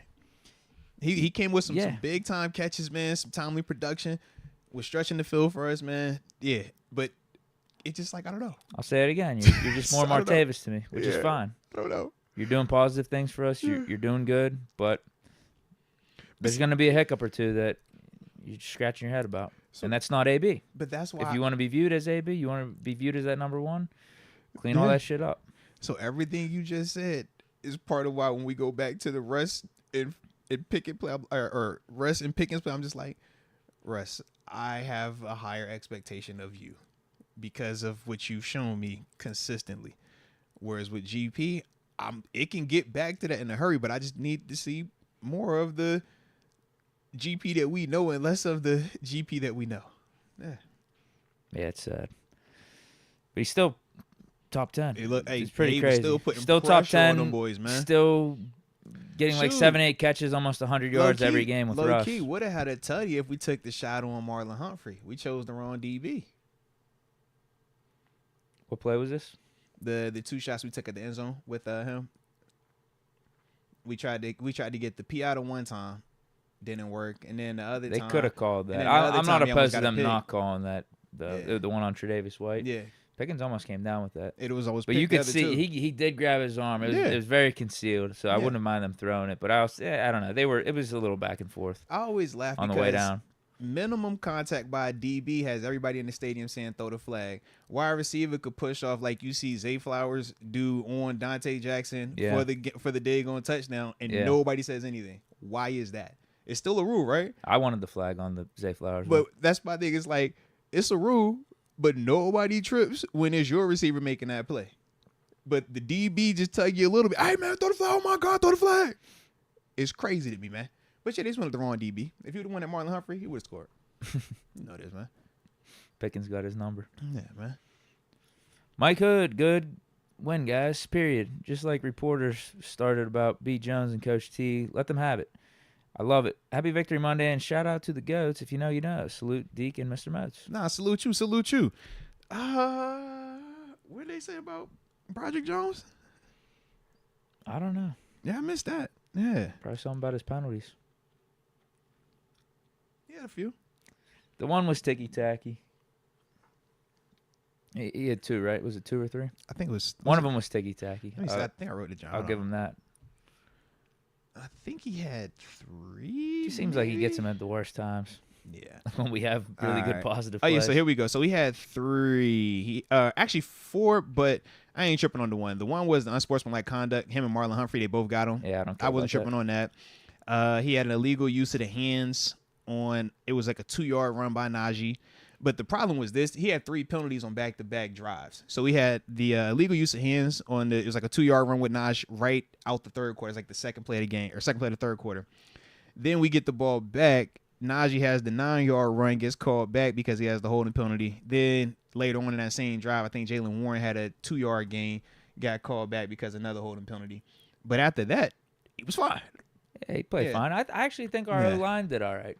Yeah. People rip on him because of the Russ sacks. It felt like Russ did have time to get to his first or second read. I would say it's just that no one was. I guess no one was open, and Russ wasn't able to get outside the pocket. One sack, yes. I felt like the other 2 by Oweh, dude. Oweh just cooked Broderick, and he cooked Dan Moore. I heard even the commentator was, "Oh man, it's a cover sack." I'm like, bro, it wasn't even 4 seconds. It's literally got the ball 1001, 1002. Yo, Oweh's turning the corner. I was more so upset that Oweh looked like he was putting it together as a rusher this game than, oh, man, them dudes got a block. I didn't think of it like that. I was just like, yo, Oweh is talented, but Oweh typically doesn't rush like that. It's usually I'm just going to try to run really, really fast. I'm not really doing any moves to stop your feet or work my hands. And that's why he gets driven by the quarterback a lot or rolled by the quarterback. But this time you saw on both sacks, it's like, yo, you actually hitting moves. Now, I know they got a dope coach over there, Chuck Smith, but it's like I just didn't think that he was going to actually show a move, you know? So I looked at it more of that, but, man, as a whole, man, pass pro was decent enough. But I will say, man, I think that was the little outlier because he ended up, I think it was like 2.5 sacks he ended up with. Yeah, the one sack was like the D lineman sack. That was just a little blitz. So I was like, all right, man. Cool, y'all fooled us on that. Y'all got us. Russ took the sack. It is what it is. But the other 2, I was like, yeah, man. I just thought that player just won his one-on-one. And if all you did that was just 2.5 times, it didn't kill nothing. It wasn't like it was a strip sack, forced fumble, nothing crazy. Well, yeah, we live with that, especially when we know what our O-line has been this year and all the different groups that we've used. And now we're finally getting it going, building it up. Mason I like this in the McCormick's run game a playing lot, good. though, man. Yeah, McCormick playing- looking good when he pulls out, man. everyone in terms on the of pull O-line. plays, screen plays, whenever he's having to run in space, like he looks good. He plays with an edge. Frazier was playing with an edge. Frazier looked good. It was good to have him back out there. Yeah. Yeah, on longer runs too, you see all those dudes Oh, down yeah. by the ball, Uh-huh. just get in the mix, throwing it in an extra block, or even when the play's done, they might be chirping with someone, or just giving that energy. 66. Hey, Mason McCormick. Every time I see explosive run, I can book it. I'm like, yo, where he at? He in that joint, barking at something. I'm like, I love it, man. Goes back to what I said. We got a team, man. It Yeah. seems like everyone's willing to sacrifice for each other. Everyone likes each other. Everyone's just all in for the team. It's not about the individual stuff. Mm-hmm. Jerem 824, when are we going to talk about Boz being the GOAT, or in the GOAT kicker conversation? About to grab me a 9 jersey, because sheesh. Let's go. Hey, he'll get in that GOAT convo. He just got to keep doing it. That's the reason why Tucker is viewed as how he's viewed, because he's done it for just so long. That's the crazy part with it, man. But yeah, Boz is making a case for himself. He just got to keep going. I told you already, he's going to be the highest scoring player in Steelers history by the end of this season, man. We talked about it a couple weeks ago. Y'all thought I was joking. I'm like, yo, Boz will get that record this year, bro. He's going to get the record, man. And I'm all for it, man. They might retire that 9 after that. I don't know. They might retire it. You look good, though, man. Hey, if we already did with good, 1. Man. He look good, man. Might as well with 9. Hey, he cooking. Boz is cooking, man. He's still got at least another 10 years left. You would hope. I would think, Yeah. as a kicker. He's got to stay here, though, right? Yeah. Because I think that was like the issue that people have with Gary, because he left, maybe. Like, if Gary would have stayed here his whole career, would you be Maybe. tripping on the one being retired? Well, yeah, that You know what I mean? points record would be insane then. It'd be like you can't catch it. Yeah. Because this stood the test of time. Oh, hold on. We did have a one that came in. Well, I don't want to give Pickens number 1 now. That was before I saw these drops and lazy stuff that he's doing, the non-detailed work. He said, "Oh, he would have been a menace. You give him that one. It's a wrap." All right. 12. Yeah, I'm over that. I don't. Yeah, we'll keep 1 officially unretired. That's fine, or unofficially retired. All right, so this is the other one that came in a little bit, man. 12th Wonder, he says, offense was underrated this game. Scoring drives are scoring drives. Boz got us playing on a 60-yard field. Steelers are 5-0 versus current playoff opponents. That's actually cool. I didn't know that about the current playoff opponents. Based off, like, I guess, like the standings, yeah. Denver, Ravens. Yeah. Falcons. Oh, he's considered Or do you the consider NFC them? too. Yeah, I guess you so, put right. them in there, right? So we haven't played enough AFC teams. Yeah. Because Colts are still out of it right now. Jets are out of Chargers, it. Ravens, Giants Broncos for AFC. Falcons, NFC. Who am I missing? Yeah, who are we missing? Because Cowboys are no. That's 4 teams. So you said 5-0. We're missing 1 team. Yeah, I don't know who we missing, man. He might have just meant 4 then. Yeah, because I can't think of who the other team would be. Who are we forgetting, bro? Yeah, I don't know. I don't feel like looking it up either. Commanders. Okay. That's what it was, Commanders. Good call. Shout out to Tim Sergel. Yeah. Bink, the Batuzzi, Jerry, Ramos. Shout out to y'all, man. Yeah, that makes sense because they're number 2 in their division right now after they lost to Philly. Yeah. It's a good stat. Yeah. Dang, that's nuts. Richard Hunt says, told you boys a couple weeks ago, Steelers win Baltimore, then this division is over. Also, okay. Darnell about to be a top 10 tight end. Shout out. If Russ keeps featuring him. All right, can we talk about the pass? You already knew it. Could the dude just jump up a little bit? Could you just put your hand up, bro? Who you think he was throwing the ball to, Deke? I just want to know Deke, for who a you fact think he was throwing the ball to, man? that ball was overthrown. Bro, I want to know for a fact, because right now I don't know if it was overthrown. I don't think it was overthrown. I promise I don't think it was. As soon as he threw it, I'm like, Darnell left it up for debate. Go get it. And I'm like, yo, no, bro. No, man. He's 6'7". Athlete. Could jump. I know your combine numbers. You think that I think Russ gave him a chance. Well, wait, you're thinking Darnell thought that somebody was behind him. Else. Yes. And I'm like, yo, you got to know that he's coming to you right there, man. You got the man boxed out. It's 1-on-1. Yeah, he turned like he thought somebody was behind him. I'm like, bro, that's you. He's giving you a chance. Go up. And Russ didn't thinking he's putting it where only Darnell, if y'all are jumping, Darnell should be the only person in that corner or in that area of the end zone that's going to have a chance. Worst case, if we both jump, hey, I don't get it. All right, cool. You don't get it either. I'm jumping higher than you. Or I'm a tip and it's going to go out. But if I don't jump, now that ball is going to just, you see what the dude did on Deke? He just ran back a little bit. Caught almost like it was a punt. I'm like, no, man. Yeah, bro. I'm with you. Bro, go get the money, man. I'm with you. He's giving, and I do like the rest came right back to him, though. You look, as soon as we got the ball back, couple plays later, he hits him for the 17-yarder. So it's like you can see they're building a rapport, but that was my only thing. I'm like, bro, Darnell, you a baller. You look good.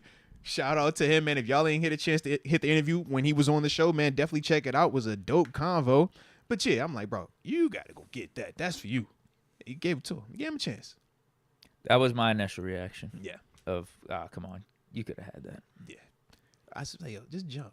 I know you're capable of getting it. Because I'm not mad at Russ making that attempt at all. If I'm going to do it, get either Darnell or it sucks GP. The result because we could have had the 3. That would have been 8 at that point. But I'm not against Russ taking a chance like that. If I'm going to take a chance on a jump ball, Darnell or GP are great options to me, man. Yeah. And I think we could live with Russ's decision making too. Like I think we could trust it.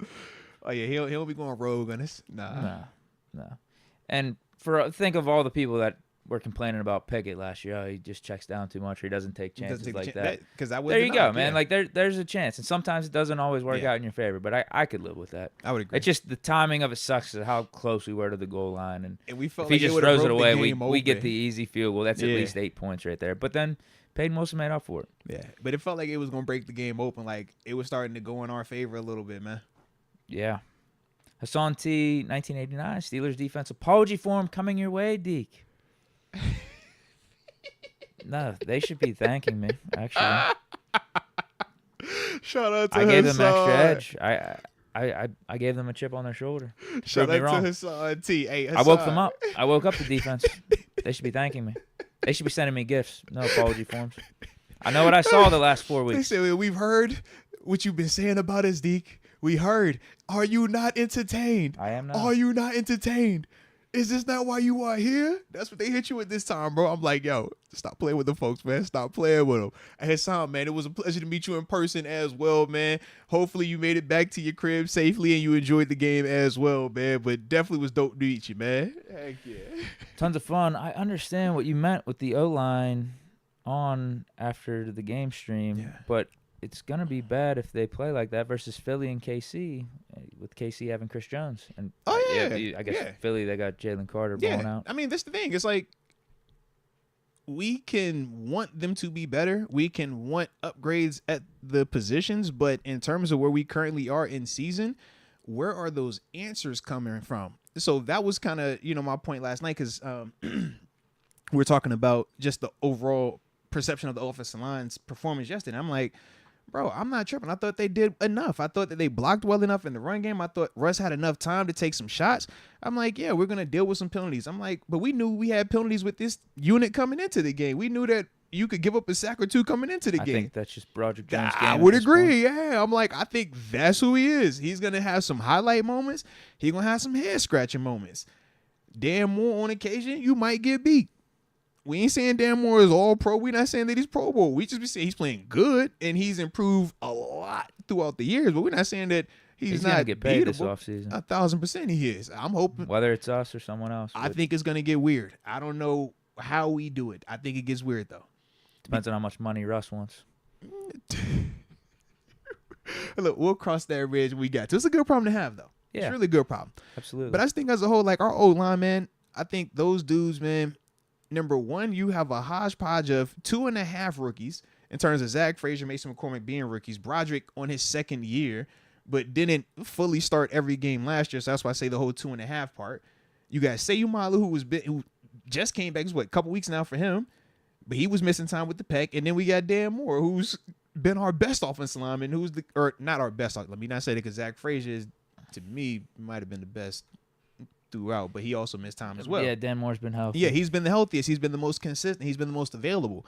So with that, yeah, we gonna have some ups and downs, man. We're gonna have some weird stuff, and Yeah, when they got good players that actually play at a high level, which Owe was doing yesterday. Owe's still a first-round draft pick. He's a high-talent guy. I just look at Owe kind of like early Bud for us. Like year 1, year 2 Bud, where he's trying to figure out what his go-to is. Ton of skills, ton of athleticism, ton of potential, but hasn't channeled it in. And that's why they brought the guy that they did over there, because that's the same dude that worked with Bud, worked with a ton of us, man, in terms of just refining your moves. So you can see it paying off, so to speak. But yeah, I'm not tripping on that, man. No, I think this O-line, for what we have had to endure and with our personnel grouping, It could be way worse. it could be way worse, man. We got a 4th-round rookie starting at right guard for us, bro, who came from South Dakota State, not from Bama, We got not a rookie starting Georgia. at center. Let's not act like we knew Frazier Zach was going to be this good right Right. away. We said big 3, but let's be real. We was like Jackson Powers Johnson was who we said first. Frazier, and then it was the whole where do you feel about Graham Barton, because he's a tackle, but he has the size, but he would be switching back to this spot. He was in the comp, but it wasn't no surefire. He's going to be playing like this. It could. I be wanted Frazier to start way week worse. 1. Don't You get me did. wrong. I did. I agree. wanted him to You start did. week You 1, did. but I didn't know he would be like, all right, he's making a Yeah. Pro Bowl in his rookie year. We're talking about him being That's- an All-Pro. Right. That's the convo that he's in right now. Like I thought he'd be our best option, but Yeah. you'd maybe get a hiccup or two. Right. With him This being has a rookie. been Pro Bowl, all pro caliber. Like, it's crazy. I like it a lot, man. So yeah, man. But I'm like, it could be way worse. Dan Moore, we're glad that Dan Moore has developed into what he's developed Yeah, what if into. Sayamalu What? came back and he was washed? He was Yeah. still dealing with rust from the injury. Come on, man. Yeah. So, like I said, so that was, the whole thing. But I do agree. Yeah, it would be a tougher matchup versus Philly. It will be a tougher matchup versus the Chiefs. We did good against the Giants, though, and they got Dexter Lawrence. Yeah, It's just well, you got to You have to You gotta adjust plan your for them. plan. Yeah, that's it. You just adjust your plan. Maybe Chiefs you don't get the have as ball good out a edge little bit. rushers. Right. So maybe instead of worrying about helping out on perimeters, maybe you keep that back in and you say, yo, identify where Chris Jones is, and before you go anywhere, you make sure that that guy is taken care of, man. 2 guys, or we're sliding protection to him every single time. Slide the protection, keep it back in, so if they decide to stunt him and loop him around, you got somebody that can work with him. Yeah, they line him up at DN as well. All right, cool. When he's over there, we spotlighting him. Put the tight end over there now. No different than the TJ Watt. How you treat him? Even though Baltimore was not wanting to block him at sometimes, I'm like, bro, y'all are tripping. Yeah.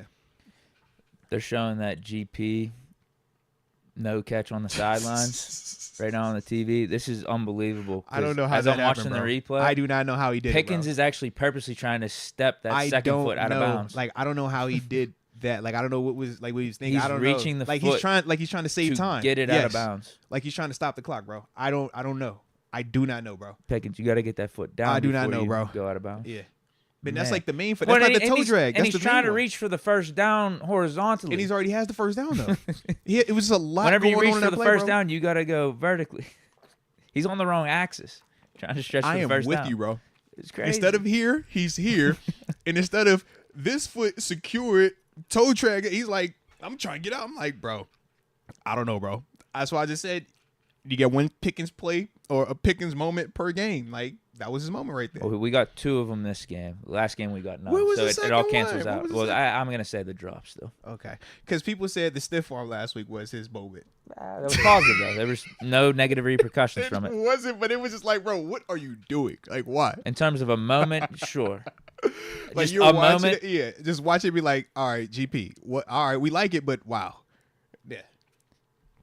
Right, because then he's done like the body slam stuff before, the WWE That was stuff. was that the same game? So those aren't like negative things. No, that was a couple games ago. Which game was the body slam? That was one of the game? night games. You're right. He did, yeah. On the There was pick. nothing negative Yeah. to that, but it's a moment. I think we're averaging one negative moment per game About a game, yeah. over the course of all these games. Like some of them you get like 2 or 3. but Was it then- the Colts game? He did the WWE off the top rope elbow drop. It was an accident, but it was just hilarious. You're like, Oh, I think that's the one I'm talking about. Malachi says no. You're talking about on the interception where he slams the No, dude. They no, fighting. I know what one you're talking about. Okay, you do okay, yeah, because I he do. had the one. He's like jumped up and boom. I'm like, GP, what is that, bro? Like, I'm glad they threw the penalty, but I'm like, what is it? I don't know what it is, man. Yeah, he just got a lot of the moments, man. It's dope though. It's definitely dope. And he produces. Yeah, so I we like can laugh about I it. like the ones that are wholesome, Yeah. not the ones that are hurting our team. Yeah, like was that Cowboys one, but the game was over. But yeah, because that was the Colts, he had a couple yeah. fumble. Yeah. Joe Gerbis, am I wrong? I felt like Russ wasn't throwing receivers open, and Muth needs more targets, but Russ looked timid like Fields did. Love the show. Shout out to you, Joe, man. We definitely appreciate your support for the channel as well. Me personally, I do kind of disagree with you in terms of Russ wasn't throwing people open. I think he was. I think a real prime example of that was the Calvin Austin throw. I mean, the DB is draped on it, but it hits him square in the chest, man. That to me is throwing a guy Mike open. Williams should be in that for that moment. Either way, but fair enough. But Calvin Austin still should catch it. Right, he put it on him. We talked about the GP throw. It's like, I was critical of Russ, but you can even hear how with Deke, and I can understand from that perspective as well. It's like, yo, he's putting it in a position where he's protecting you from them dudes that are around you, man. He's wanting it to where you're the only guy who can get this ball. That's Russ, once again, throwing a guy open, do what he's supposed to do, man. Like I said, it was multiple times I thought that was available to him. But it's the NFL, man.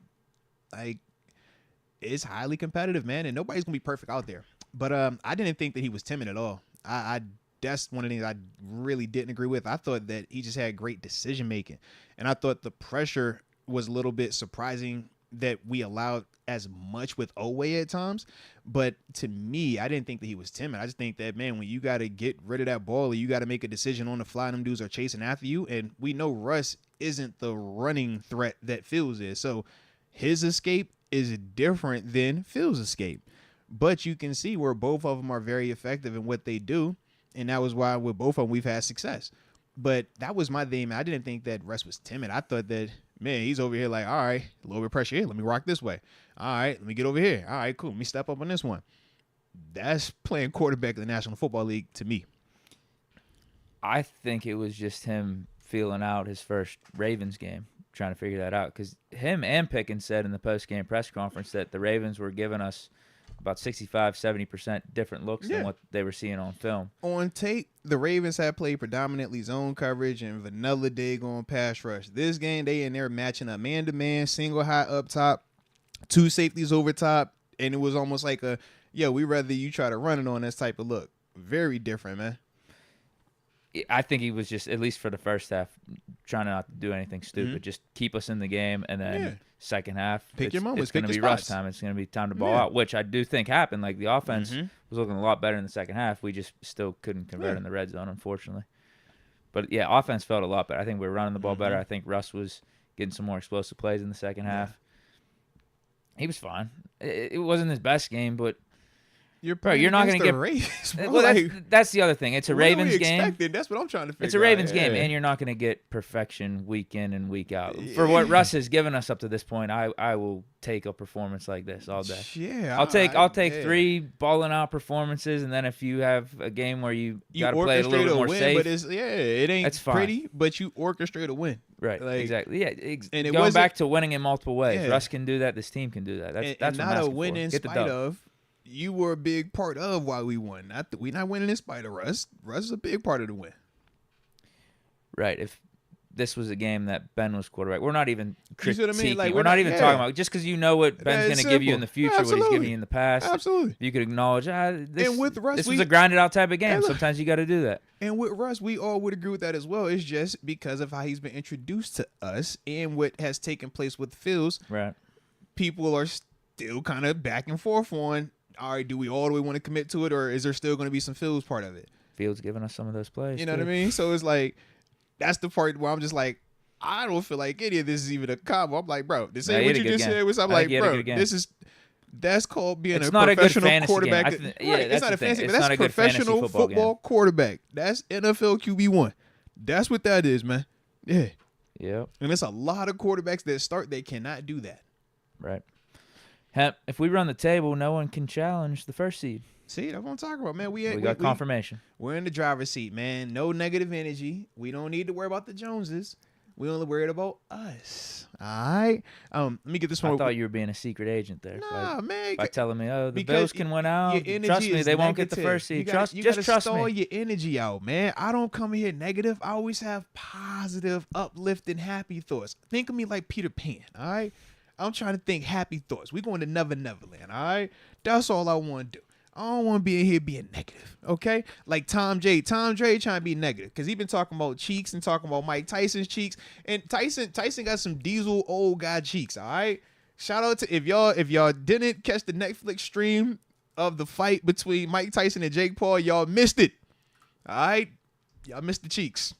It was cheeks. Was that an accident by the production crew? 1,000%. Did they say sorry for that? Or No, they did not. But it was. They should have said sorry. Did you? Were you watching? You didn't watch the fight, did you? I did. Yeah. Yeah. So you seen how, man? It's like, bro, the camera angle was tight, and yeah, they should have cut it. Followed him though. I don't know why they followed him, bro. I'm like, yo, you can clearly see. I don't know if the camera guy might have thought the shot wasn't getting that, but I'm like, bruh, like, yeah, man, I see it.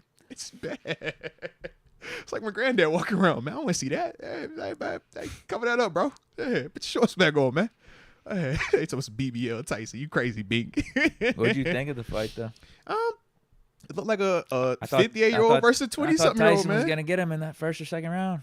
It looked like a 58-year-old versus 20-something-year-old, man. I thought that Tyson flashed for like a moment or two. I thought that I was a little bit surprised that Tyson had this knee limping coming into the thing. No one knew. No one knew about that. I didn't know that he almost died either. That was kind of crazy. I'm like, bro, what? Yeah. So knowing all of that, I'm like, oh, way different perspective on the fight. When I'm watching it, I'm like, yo, I've seen the training videos. You're supposed to be going crazy. But yeah, knowing that you almost died 6 months ago, I'm like, oh, no, man, never mind. You did great. And then Jake, I just thought that for Jake fought like normal, but I felt like he said, I'm not about to hurt you. And I appreciate him for that because I would have been really upset with Jake if he would have slept Tyson. I'm like, I don't care about Nate Robinson like that. I don't care about Ben Askren like that. I don't care about Tyron Woodley like that. You knock out Mike Tyson, bro. Like, yeah, I ain't gonna feel some type of way, bro. It's different when it's Lennox Lewis, Vander Holyfield. Those are like guys. But yeah, if he would have done it to Tyson, like, yeah, it could have been weird on him. So I'm glad that he chose that course of action. But other than that, man, I won't trip on it. He might have just been. I think he said that he wasn't gonna take it to the next step or try to knock him out. I don't think he could have personally. I was gonna say he also might have just been being smart about it because that would have been Tyson's only chance to get back in it. And Tyson Paul would have been exposing himself. Tyson popped him one time when he was getting a little aggressive. It was like early on, he hit him with a little. I'm like, all right, but I just feel like Tyson he just look older. He's old. I mean, father time for a reason, man. But you can still see some of the. A little flash in the pan, a little bit. But it was just cool to see Tyson out there, man. Did your Netflix crash? Bro, when I tell you it was the most horrendous stream, yeah, I had to pull up on my phone. Me and G, we're watching the fight, and I'm like, bro, from the start, from like the first fight on the stream, everything was just glitching out, choppy. So I think I saw AB. He was like live, like streaming it. So initially, I'm like, yo, let me just, I was like, let me pull it up on my phone. After a while, I was like, I would just type in, AB got it on. So we did it like that. Then I think I switched back to the app on my phone, but the TV was jammed up the whole stream. The thing just kept saying 99%, and it was like it would freeze on the little like loading thing. I was like pissed about it, bro. Yeah. And then knowing, I was like, oh, this the only time we got to worry about that? Nah, because they got the Christmas game, bro. Yeah, they supposed to do the Christmas game. So I'm like, are they gonna play that on a local station? I hope, but I think it's like how Peacock did the wild card playoff matchup, where it's like exclusive to them. So it might be where you have to have Netflix, and that's my issue. I'm like, bro, that can't be the way we about to watch an actual football game, man. Cause but AB came through in the clutch, man. But yeah, I was not a fan of that. We man. got some funny ass comments here. Frank K saying, "Hurt Jake Paul wants to fight Jimmy Carter next." Hey, bro, they said Jimmy Carter. I seen him say he want to fight Caitlin Clark. He want to fight like anybody that's old or just can't hurt him because he was calling on Conor McGregor. He's like, "Yo, Conor," I'm like, bro, you got 100 pounds on Conor, bro. Like, what are we talking about, bro? Yeah, it did an actual. I forgot the boxing name. He's like the actual like he has a belt. He called out Jake Paul. I'm like, yeah, I don't think Jake will respond to this one. And he showed up, did it. I'm like, yeah, bro. You talking about everybody else but dudes that actually box and are in your age group, man. Yeah. But it was a women's fight. The women's fight looked good, man. Shout out to them on that. And then we did get a chance to see John Bones Jones the next night, though. Hey, now. I didn't see that. I just heard he won. Hey. Just know. It wasn't just a win. Was it a domination? Hey, versus the greatest heavyweight in UFC history, Stipe Miocic. Deke, when I tell you, Bones, touched the nostalgia. I felt like I was watching 23-year-old Bones. The spinning back kick, cracking ribs. I'm like, yo, my rib hurt. When I saw the kick, my rib hurt, bro. Yeah, man.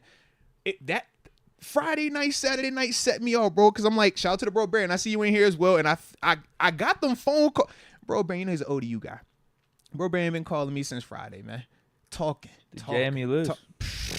Cut it out. But we had them boys at they spot. Went ahead, took care of business. You know what time we was on, man.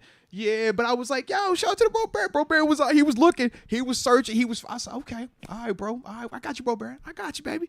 So yeah, man, when the game was up, I forgot which video it was on, but he commented something about the Steelers post game win. I went in and let him know, hey man, just know we run all of Virginia, the 757, ODU.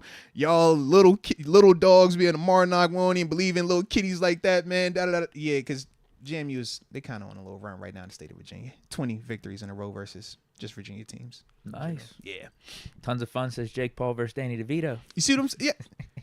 Shout out to Danny Danny DeVito I'm thinking about the other Timmy DeVito. It was just the other one DeVito about to start this week in New York. Yeah. Mm-hmm. But yeah, it seems like he Paul. fight Danny Smith. He'll fight Danny Smith. I was gonna say it seems like Paul's doing it right though in terms of picking his spots with these fights. I don't think he's wrong. Was it the post-fight interview he was doing where they asked him about Canelo? Yeah, he's like, Canelo needs me more than him. So I mean, money. It don't matter who I'm fighting. Like it's gonna make a lot of money. Paul is a draw for anybody that's in combat sports because Paul is bringing his own network of people that are fans of him because of his YouTube, because of what he's done in his own right. Most boxers and combat fighters don't have that. For every one Conor McGregor, it's 1,000 other fighters out here that no one has even heard of. I'm not watching a Canelo Alvarez normal fight. You see what I mean? I would watch. You would watch him versus Paul, right? But a diehard boxer is gonna watch Canelo because we're like, yo, it's Canelo. But Canelo's matchup matters way more because we already assume that Canelo's gonna beat whoever is gonna show up against. So it's got to be a name that matters enough. That's why when Mayweather fought McGregor, it was like, yo, all right, this is pretty cool. Like, let's see. That was sick. Yeah. So I just think it's like that vibe with it, man. But Jake, he know what he's doing. I just think that it's going to come to a head in what a do you sense want to when see it's from like him? we need more competition from you. Because at least with Floyd was fighting arguably the best UFC fighter at that time, right? When we saw Ngannou hop in there with Tyson and with Anthony Johnson, it's like, or Anthony Joshua, it's like, all right, cool. At least you're at the top of this thing, you know? So what would you want to see from him, from a more diehard fight fan? Like what? Well, how about this? Because like, what do you think? What do you think would make sense for everyone involved? Like, I need to know if Jake is really trying to be a boxer or if he's trying to entertain. Because if you're trying to entertain, keep fighting the smaller guys. Fight a Canelo because you got 100 pounds with Canelo as well. It's a great matchup for you. Oh, they're not even the same weight class. No, bro. That's what I'm saying. Like, Canelo's big to like Bud Crawford. He's like a 170, 160. Like, he's like that range. Jake Paul, 220, man, 235, bro. Grown man over there, man. Big boy stuff. Would they try to make it the same weight? Or no, do they not care about he doesn't care. That's what I'm saying. Okay. Like, none of his fights are the same weight. So it's like, are you trying to entertain or are you trying to really fight? Because if you're trying to really fight, well, let me go see you match it with an actual boxer real quick. That's in your actual weight class. Fury's brother. Yeah. And lost. Yeah. Let me see. I want that if you're really trying to box. But that money ain't the same if you're doing that because your skill is going to show. But if you're just trying to stack that paper, be a star, you're doing it perfect. Go fight Canelo. Go fight Conor. Next one? McGregor. Conor McGregor, 1,000%. Yeah. Conor McGregor. That's the biggest draw I'm you can watching get right that now. For sure. We all would. That's the biggest draw. And Conor is on a great out of shape day, 185, 190 pounds. Super out of shape, going on a bender drinking his drink, right? I would say, yeah, that's the guy. Because he's going to have his own fan bases coming in, rabid, and you Jake Paul.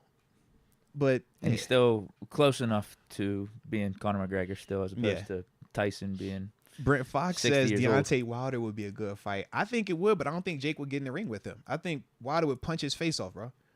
Like, I think Wilder punches that hard that Paul's would. Is Jake Paul as big as Deontay Wilder? Bro, Jake Paul is a big dude, man. Are you serious? Pull him up. So Wilder's what? You said Paul's what, 220 Wilder's now? a little heavyweight, bro. Wilder's just tall.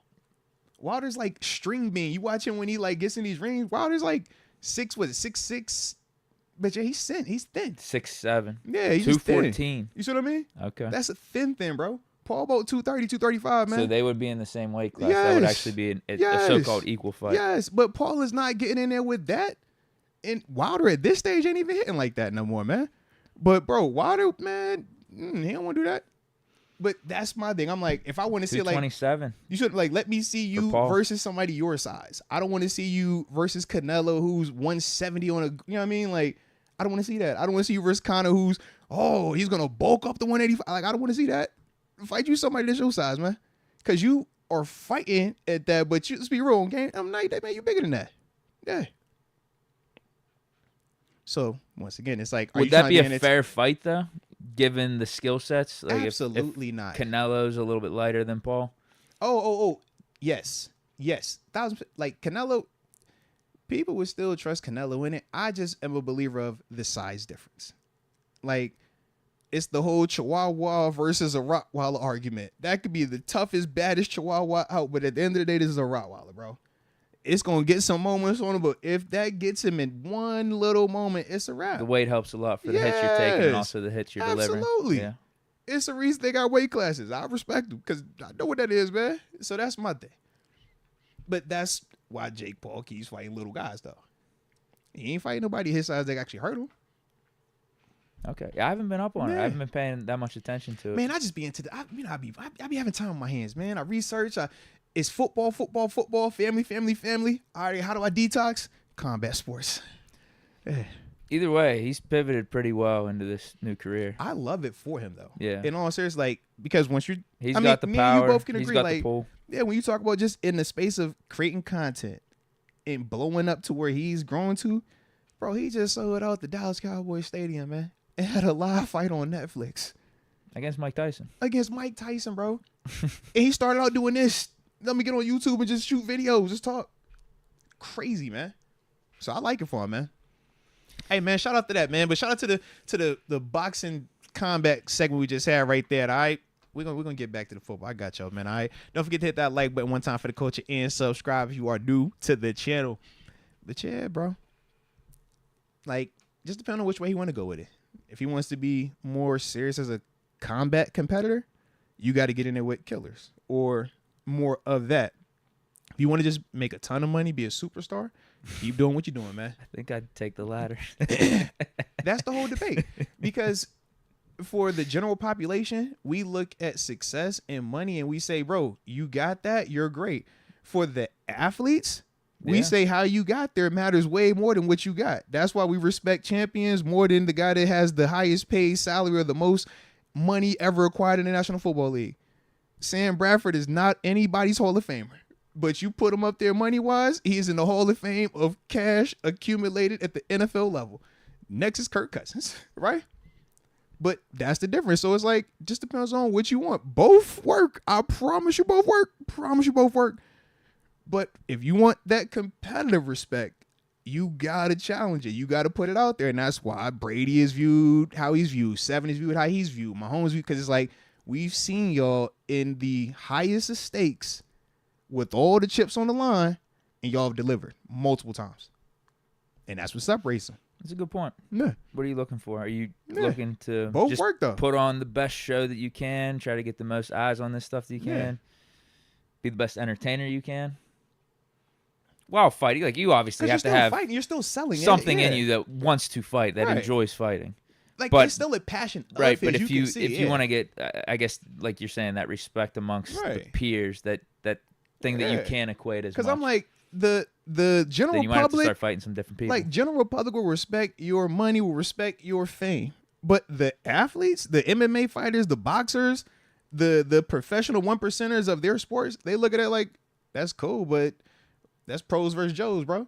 Like, or you slanting the deck so far in your favor that if you were to lose, we're looking at you like, yo, how did that even happen? Because you're bigger than everybody that's coming in here.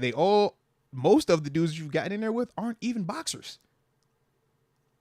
So now it's just like, I don't know, man. You fighting a basketball dude, you fighting an MMA dude, like, you in all of them, you got 30, 40 pounds on. So how do I respect that from a competitive standpoint? Like, you could tell me, hey, man, I'm a great boxer. Like, all right, it sounds good, but who have you fought? Like, who's tested that skill to make it validated or not? That's why we play the games. Versus the best of the But best. you got to admit, Yeah. Paul versus McGregor, way more interesting than Way more. Paul versus random boxer X. I think Deontay Wilder, maybe. Well, actually, I wouldn't Wilder's consider a little bit him low now. necessarily a random boxer. Oh, fair enough. Because I actually even know about respect. him because of the Fury fight. I would agree. I see what you mean. What about Steelers Bull fan said, because that's a part of it too. Bell. He said, "What's see Jake at L Bell?" I think that'd be fair, but I don't think Jake getting anywhere L Bell. Yeah, I think L Bell needs that more than Jake. Jake don't need that. That's what I'm saying. Jake and L Bell right now is like Jake's legitimately talking about either a Canelo or a Conor McGregor. I don't think he's even thinking about L Bell. L Bell needs that way more. He needed that at the start. Yeah, and L Bell, like I said, man, we know he hot right now, so he got cool off stuff. Still too hot. Nappy, what happened to Cole Holcomb? He was nice last year. He's still been hurt. I think he's still on the pup list. Am I right? I don't think they've changed any status with that just yet. Yeah. Yeah, he's just out. Yeah. He's still not back. Yeah, and I'm partly glad that our LBs are playing how they're playing so he doesn't have to feel the urgency to get back too soon. But at the same time, it does suck for him because of these guys playing like that. It has greatly decreased his value in terms of from a business standpoint with the Steelers. Because who are you taking out of the lineup for him right now of the big three with Patrick Queen, Landon Robertson, Peyton Wilson? No one. He's not doing Mark Robinson's special teams. Mark had a tackle yesterday in the joint. So now you start to look and you are having them questions like, you're getting paid at a nice contract, but where do we put you at? Who are we taking off the field for you? You're not a special teamer. So now it's like, you're either waiting on somebody else to get hurt or you're kind of expendable. So that's why I'm like, it's the gift and the curse for him, so to speak, that the guys are playing as well as they are right now. Yeah. Hold on, let me get this. My man Tons of Fun had this one a little bit earlier. He says, we talked about Patrick Queen, or we talked about PQ's revenge game. We all forgot Dropson. Stella, 2 targets, 0 receptions and yards. Oh, yes. This is true, man. Shout out to PQ, though, man. He absolutely went bonkers out there in the game from start to finish. Loved that performance by him, man. That's what we signed him for. That's what it's supposed to look like. And, yeah, man, DJ, it was not the best situation, man. I know it was like, oh, maybe if Lamar puts the ball here, I'm like, DJ, you got to catch that, baby. You think? The one down the sideline. He could. So this is my thing. Better throw, yes. I still feel like, yo, go get the money, though. Like, because his feet were already out of bounds when he was.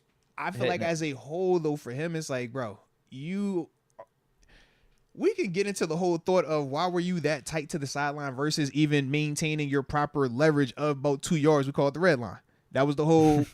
We joked about it with Mike I've never heard White. the term red line used in my life until Aaron Rodgers. So the only it's 1,000%. And the reason it was called red line, or I don't know why they call it that specific color, but the reason why I remember it so vividly, Buffalo, I got hit with a wheel route, and literally when I'm running with the guy, he's like, "Yo, you got to get him off the red line." I'm like, "What's the red line?"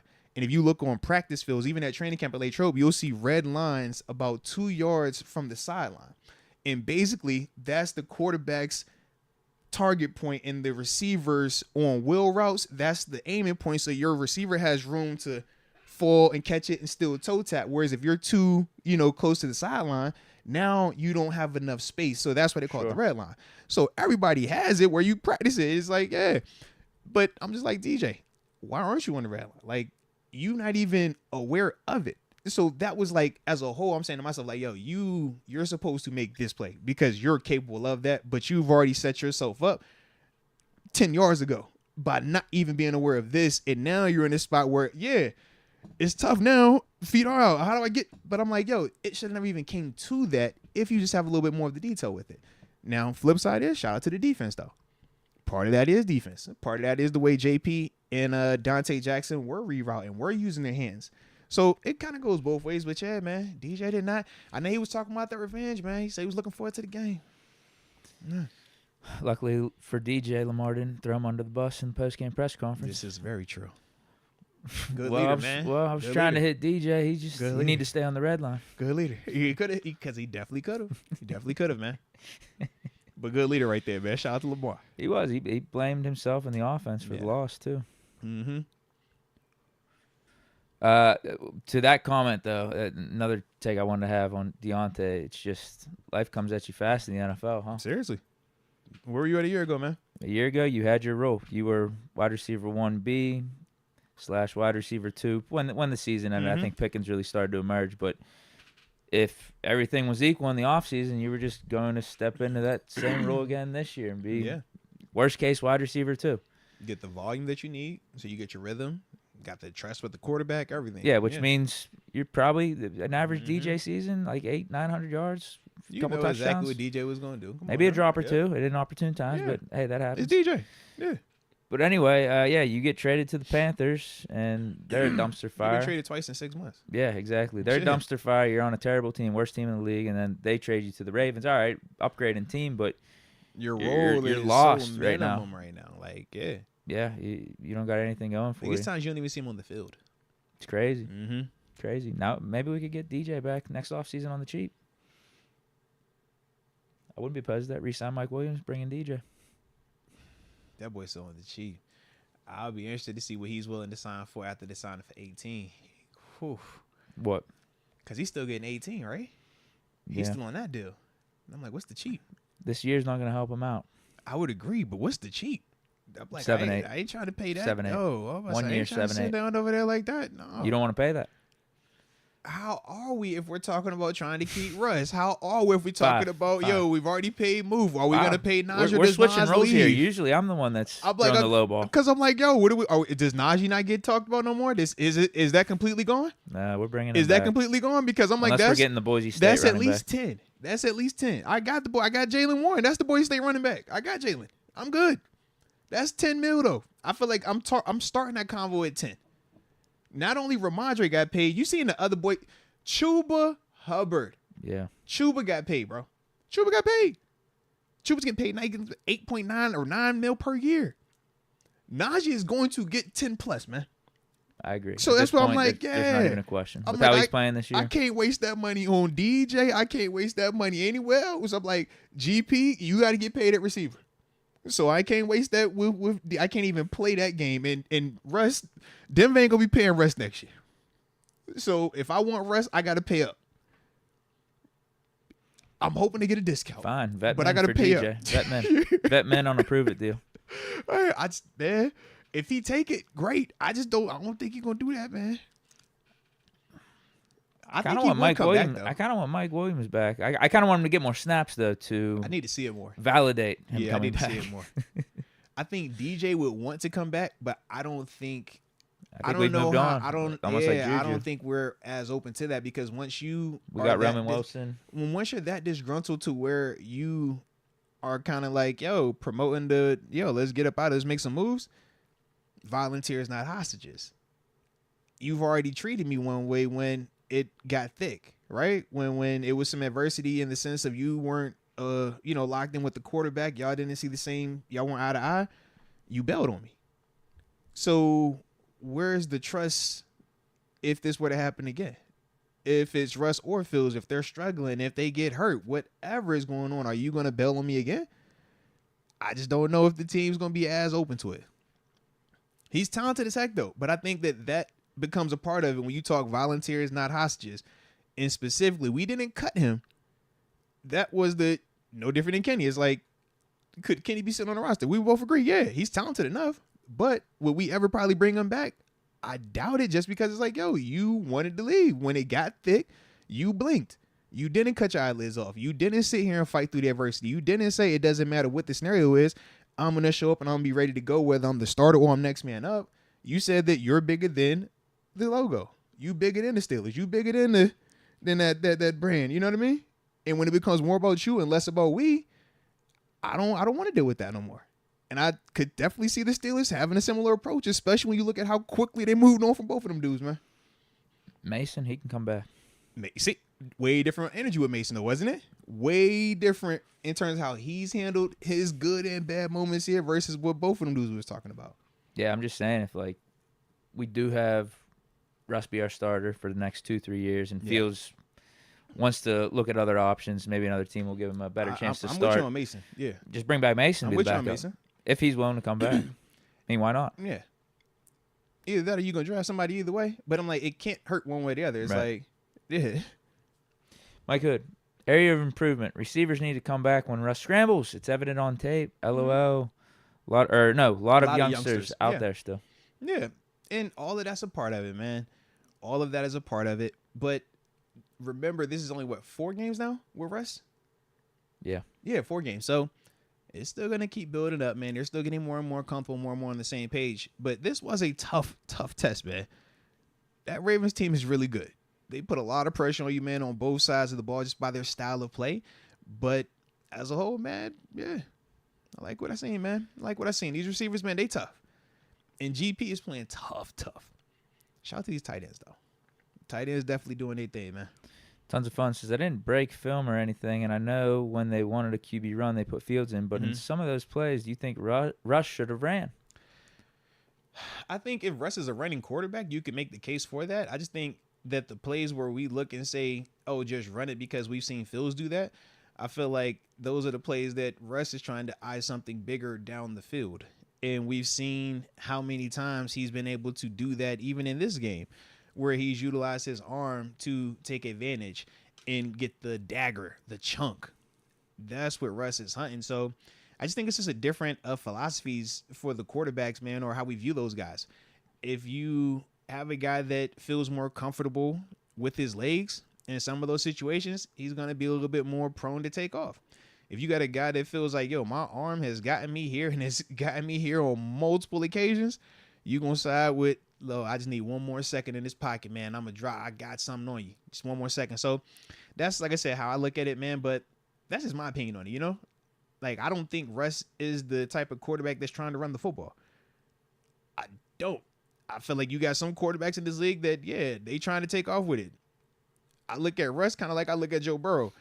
Just Joe is playing, obviously, at a way higher level because he's younger. He's in his prime or in the heart of it. But both of them dudes is like, yo, they're not trying to take off, man. They trying to carve you up. Now, will they, if it's absolutely no other choice, they got to run short. But as a whole, man, they trying to carve you up with their arm. That's how I look at Russ right now, man. Tito, good vibes. Moats, I love the attitude of this squad. Young players stepping up and some dogs. Here we go. No, facts. You said that a little bit earlier, too, man. Yeah. Talking about how everybody's That's like almost like bought into it. Everyone's all in. Yeah. We got a good thing going. No, facts, man. No drama, no nothing. This is great. Which is weird, too, when you think, because there's multiple areas where we could very easily have drama, where we could very easily have, like, issues. You bring a receiver in the middle of the season, yeah, that could easily create drama across the board. You switching quarterbacks. CA3 tweeting out, Come that's on, Van bro. Jefferson's job, not mine. Yeah, bro, what? Come on, man.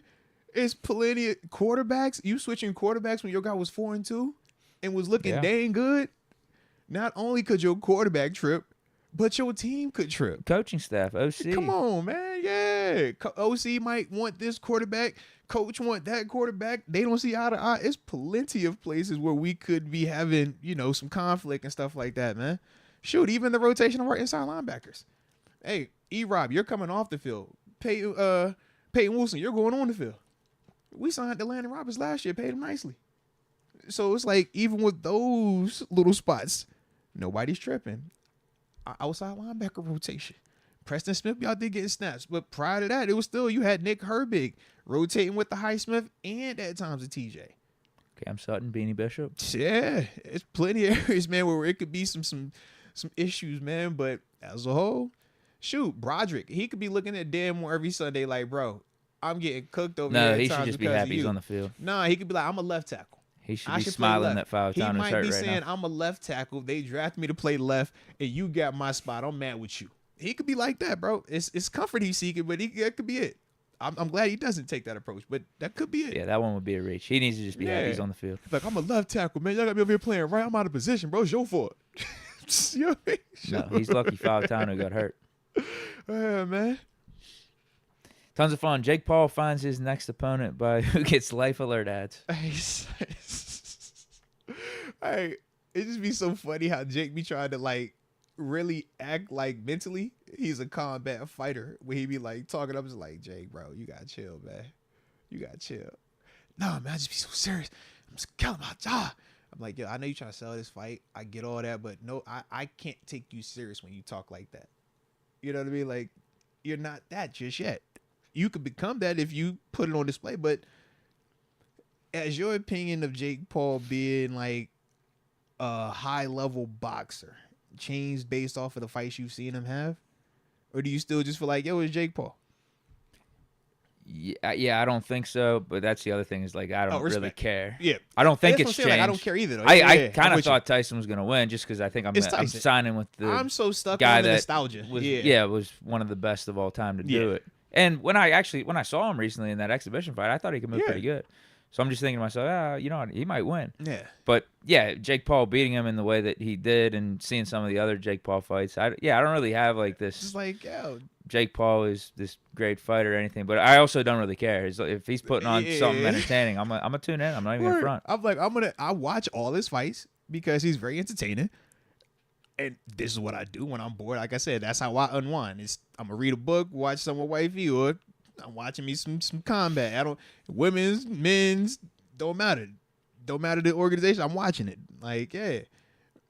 But yeah, nothing has changed about how I view Jake Paul's like overall ability, because he hasn't tested it to a level that I think would validate his skills. But man, he be talking, he got that look. I'm like, bro, I feel like I'm watching Stephen A. Stephen A be walking in here like he done dropped 40 on somebody. I'm like, Stephen A, you make a lot of money. You talk a great talk, but bro, like, Stephen A was really talking up the Bills today. I'll tell you what. And I don't like it. It was unbelievable. I don't like it. I really don't like it. Steeler biasness and him calling himself a Steeler fan. I do not like it at all. I'm like, yo, keep that over there. Don't start that now. He really was. Nah, Bills are overrated. Josh Allen is overrated. He turns the ball over too much. He can't win it. Like, nah, just leave it at that, and we just keep going about the business, man. Yeah, don't start that, Steven. Yeah. Tons of Fun says, after Harrison beats Ocho, he should fight Jake. Hey, so speaking of Debo, we did just see him, right? Yeah. That was the last time I saw you, wasn't it? Yeah.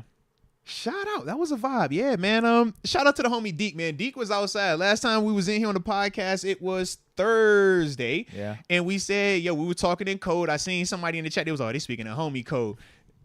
Me and Deke, we ended up having to go out, man.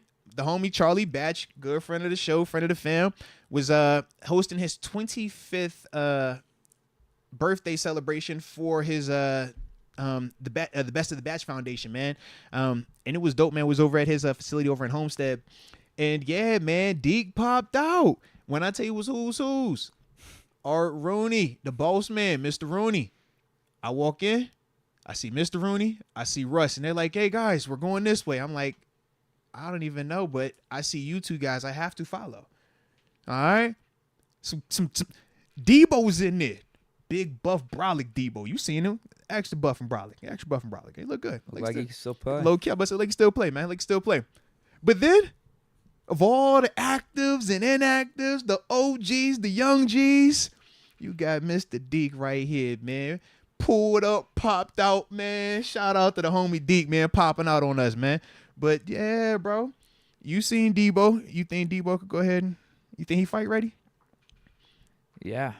I think he fight ready, bro. You want to talk about like weight advantages and stuff? I think he fight ready, bro.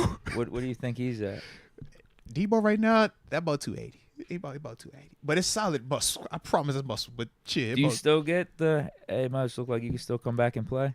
I do, and I felt like, where do you want to land it. on that? So because Debo definitely looks like he can. I mean, like Debo has like the muscle build on it too. Doesn't look like he's aged either. Nah, it looks like he's still in his 30s. Keeps the hair low so you don't show any grays. Vet move. Shout out to him on that.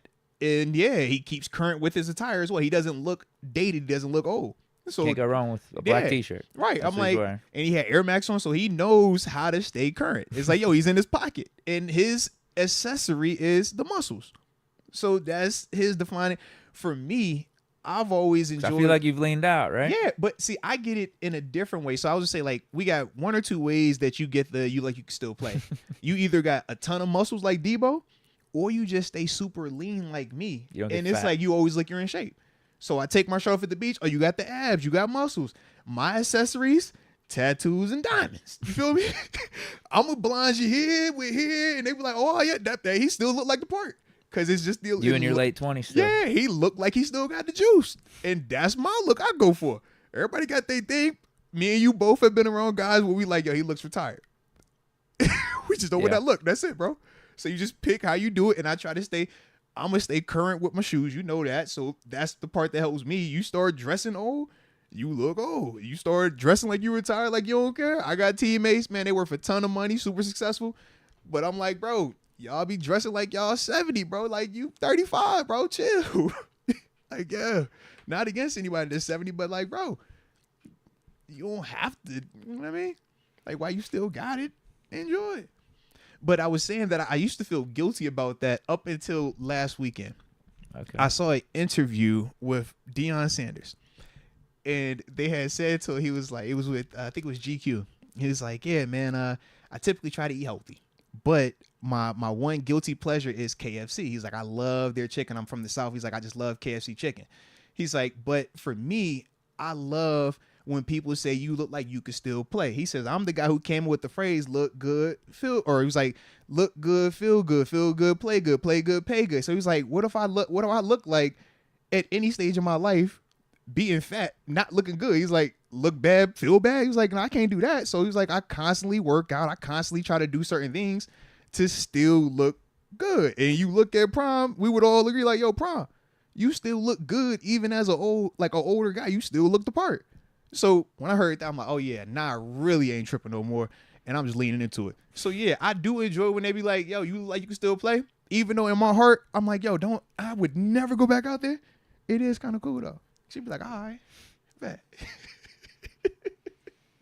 But Debo definitely like still go though. Like Debo, like he could really like put them pads on like this Sunday. He don't need no warm up, bro. Yeah. Hey, shout out to Debo, man. Yeah. I think that's it for the Supers right now. All right. Let me see. Excuse me. Yeah. All right. I know what I wanted to ask you. How'd you feel about our safeties, man? Secondary. I know good. Past couple weeks, man, passing game has been under fire a little bit. Well, JPJ, we know, what was it, Commanders? People were questioning. No, Commanders, he had a bad game. Couple penalties out there, at least, and then had the explosive. Colts game was bad for him, but other than that, he's been playing solid for us. Yeah, because I thought that not only was his tackling good, we obviously saw that in terms of some of the physicality. We saw it on that 2-point conversion, but I thought even the PBU that he had on Zay Flowers. It's like an interior like slant type route, man. He comes up. Once it was a third down early on in the game. He had a nice PBU. I like that, but to me, man, I just feel like he plays a physical brand of corner. Like that's just who he is. Because even watching this game, I'm like, yo, you still beating these dudes up out there. It's just I felt like the referees low key called this game differently. Like I feel like it's some games where it's a lot more of the ticky tack. You can't hit, you can't touch, you can't breathe on them. I thought this game, they kind of let it play a little bit. They did. I actually thought the rest were good. Maybe too good in our favor at times. That one, down the field penalty on the Ravens offensive lineman. They had a big play. They had two that happened like that. Holy hell. They had the Derrick Henry. Dude's on the opposite side of the field and like tripped over himself. Derrick Henry screen got called back because of a dude down the field was Macari. They had the deep pass. They got called back. That was the same drive they scored in the fourth quarter, but they would have did it like it was like a minute 30 or something like earlier on when they had the completion. That got called back because of that. I saw the one you talk about. The dude, he ain't even trying to go downfield, and it was literally he's the last man. Like it's just kind of like I'm like, yo, that's crazy. So hey, shout out to the rest though, man. That's what we say. Hey, one way or the other, we can't hate them all. Yeah, they weren't bad. Just is would what I it have is, liked man. the defensive pass interference or the offensive pass interference on Zay Flowers? Yeah, would I have liked it called on the Pickens play, the 50-50 ball Russ threw up in the end zone? Yeah, I'm talking about the one where he tried because there were two of them. The one where he tried to catch it with one hand. Yeah, the first one was like almost. Yeah, it was just a good play by the defender there. Yeah, that one that you're talking about though, it was like I thought GP could have caught it and I thought he could have picked it at the same time, like because of how they both like kind of got tangled up with it. But the referees let it play. Yeah, not the end of the world. That play reminded me of when I watched JPJ at times on deep passes. like where he's kind of like fighting and Toeing still the on line. top. Yeah, and I'm like, I don't trip when it's peasy, so I can't trip on this one either.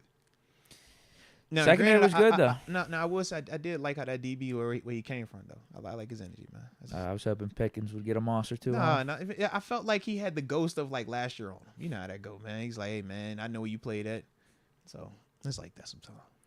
Yeah, what was wrong with the secondary? I thought the secondary was good. That's what I was asking though. You know what I mean? Like Defense as a whole was good. We kept Yeah. Henry in check, Lamar in check, everyone in check. yeah, because Outside of that final drive, what would the complaint be about with the defense? we didn't give up a ton of explosive plays. Not a ton Got a of little explosive lucky with the runs. Tucker misses, but Yeah, I think on one of them, our offense put the defense on the short field because we missed out on the 4th and 1. yeah. That was stupid. That was stupid. Back to back, Joyce. I'm like, yo, what we doing, man? Just sneak it again. Just What sneak are it we again, doing, man? because even though we didn't get the 3rd and 1, we did move forward. So just try it again. We overthinking it, bro. We got it there, overthought it. But Tucker missed anyway. Yeah. But yeah, I didn't know that that's where we are defensively, where they said that we still haven't given up any points off of a turnover just yet. Really? Yeah, crazy. And you even think of how this game we I threw guess the we pick. haven't had many turnovers. We though. haven't, yeah. Fields only had 1 pick. I know he had a couple fumbles. Right. Russ has now 2 picks. 2 picks. Yeah. Hasn't hurt us. Warren fumbled down at the goal line a couple games we had ago. the one or fumble, last game. the Colts snap fumble situation, but they missed the field goal on that one too. Yeah. I was like, so we've been clean, at least in that phase. Yeah. Yeah, I think it's a testament to the defense. I think it's a testament to the offense how we haven't been turning the ball over. Yeah, both ways. Heck yeah. I'm like, we don't want to keep going back to it and be like, hey, look, man, we turned it over again. They still like, no, we don't want to do it anymore. But it is good to know that through 9 games now? Yeah. No, I'm tripping 10 games. Yeah. 10 games. Yeah, 8-2. through 10 games now. Yeah. Mm-hmm. Listen, man, I think I did a good job calling this game in a way. I would Or agree. predicting it. I said I'll believe it when I see it. Yeah. In regards to Lamar Jackson and Yeah. doing something good against the Steelers. I would agree. We just played a game yesterday. I still have yet to see it. Said the same thing about Derrick Yeah. Henry.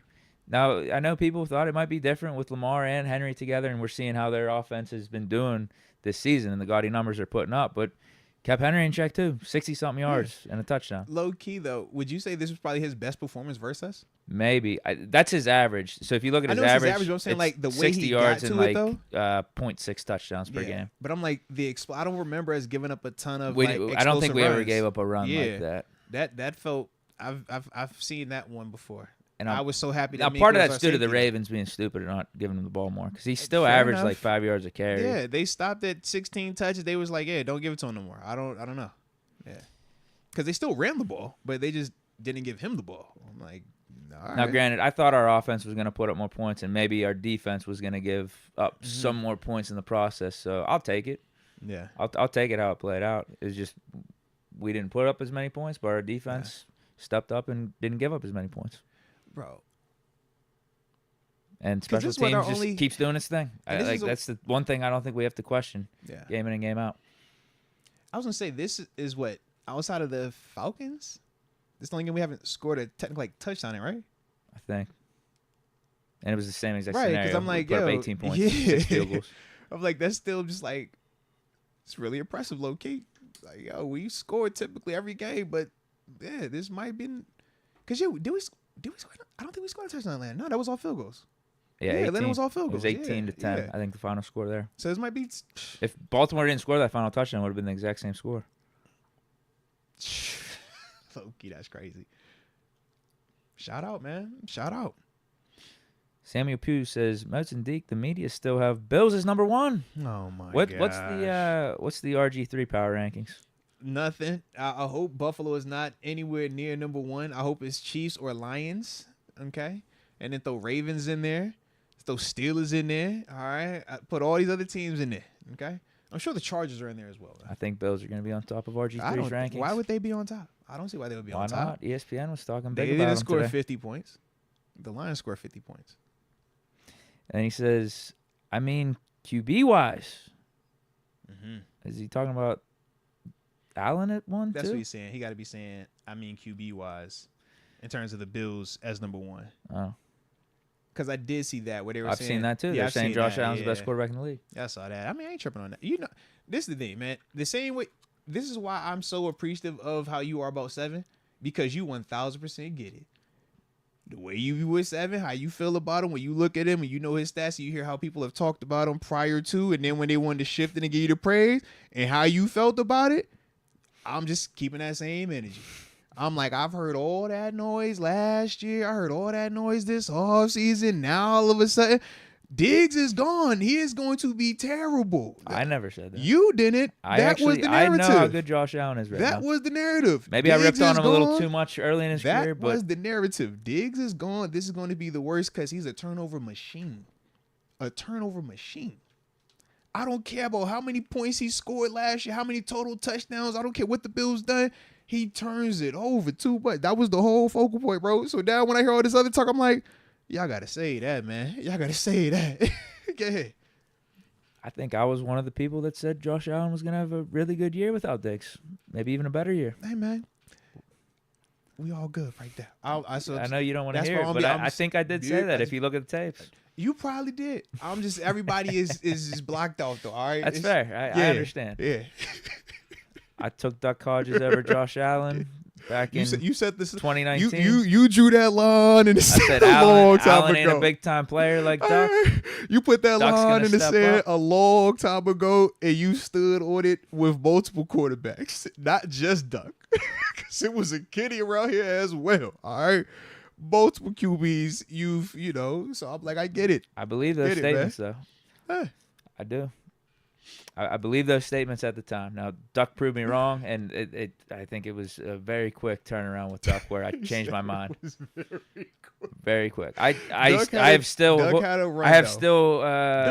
out hope for Kenny, though, in a way, for being a good quarterback. I still think he's got that. I really do think Kenny's got that in him. Duck don't have it in him. Yeah. He just don't. But he had a run, though. Duck had a run, and it was just like, all right, they kind of figured him out. But Duck had a run. He did. Hey. It was low-key the Bills game where we saw it unravel. It was. Low-key, we if you think about it. Up to that point with him. Yeah. And it was the pick, Trey White. Yeah, if he just didn't throw stupid passes, we could have won that game. That changed the whole dynamic of the game. That changed how we viewed Duck. Yeah. All right.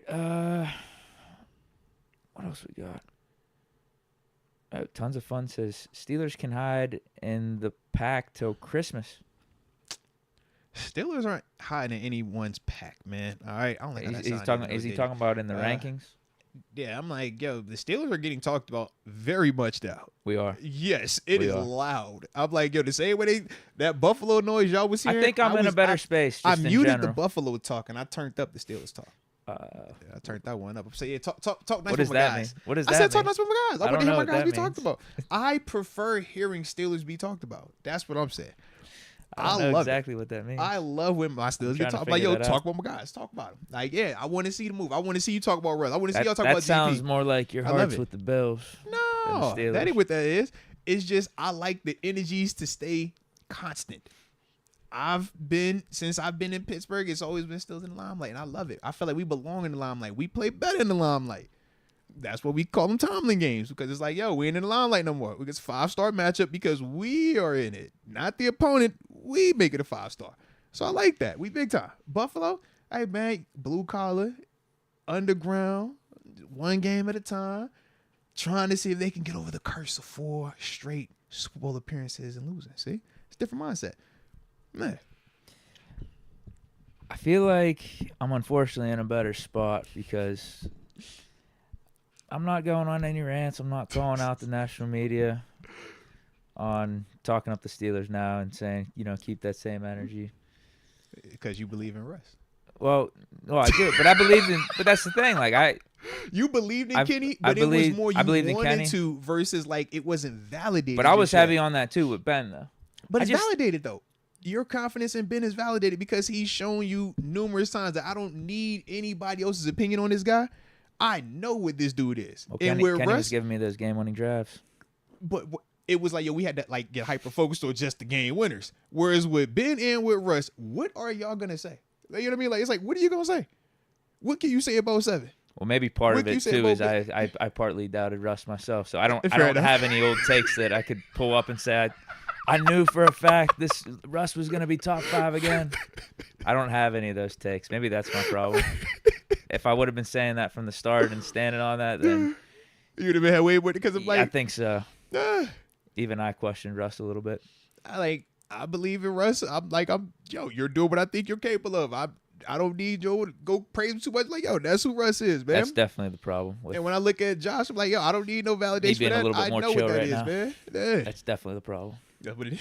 Yeah. He said, I gotta drop something, man. I need to be I ain't putting no heat on him yet. heavier on Russ being vintage Russ once he put on a Steeler uniform. I need to be heavier on that.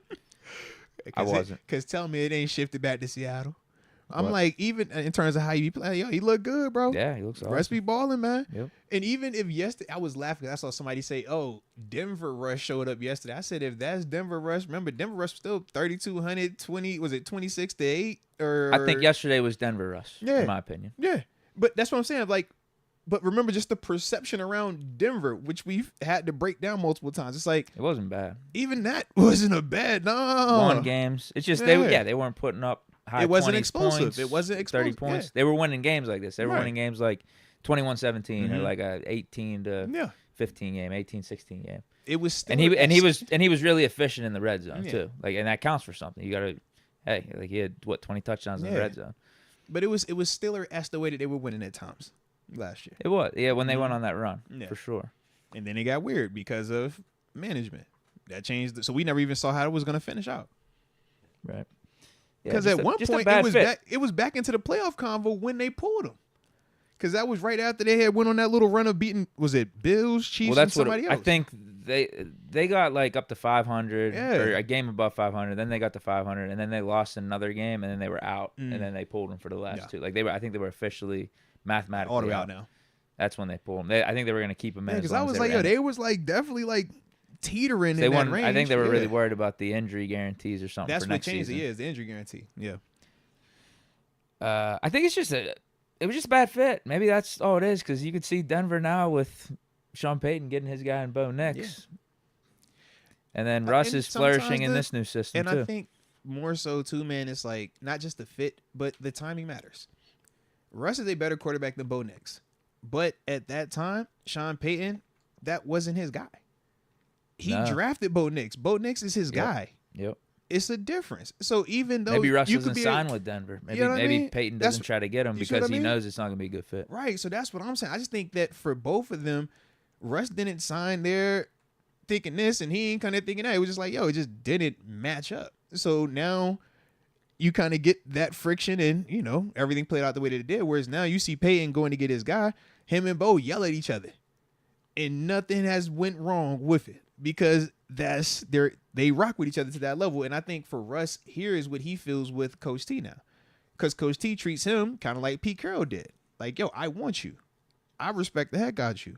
I'm not going to ever talk bad the way these people talking bad about you because I know what you've already done. And I think that it's part of why he's also been able to come here and kind of hit the ground running. The support system, man, it matters. All of it matters, man. Yep. Shout out, man. I Shout think out. That was the last super.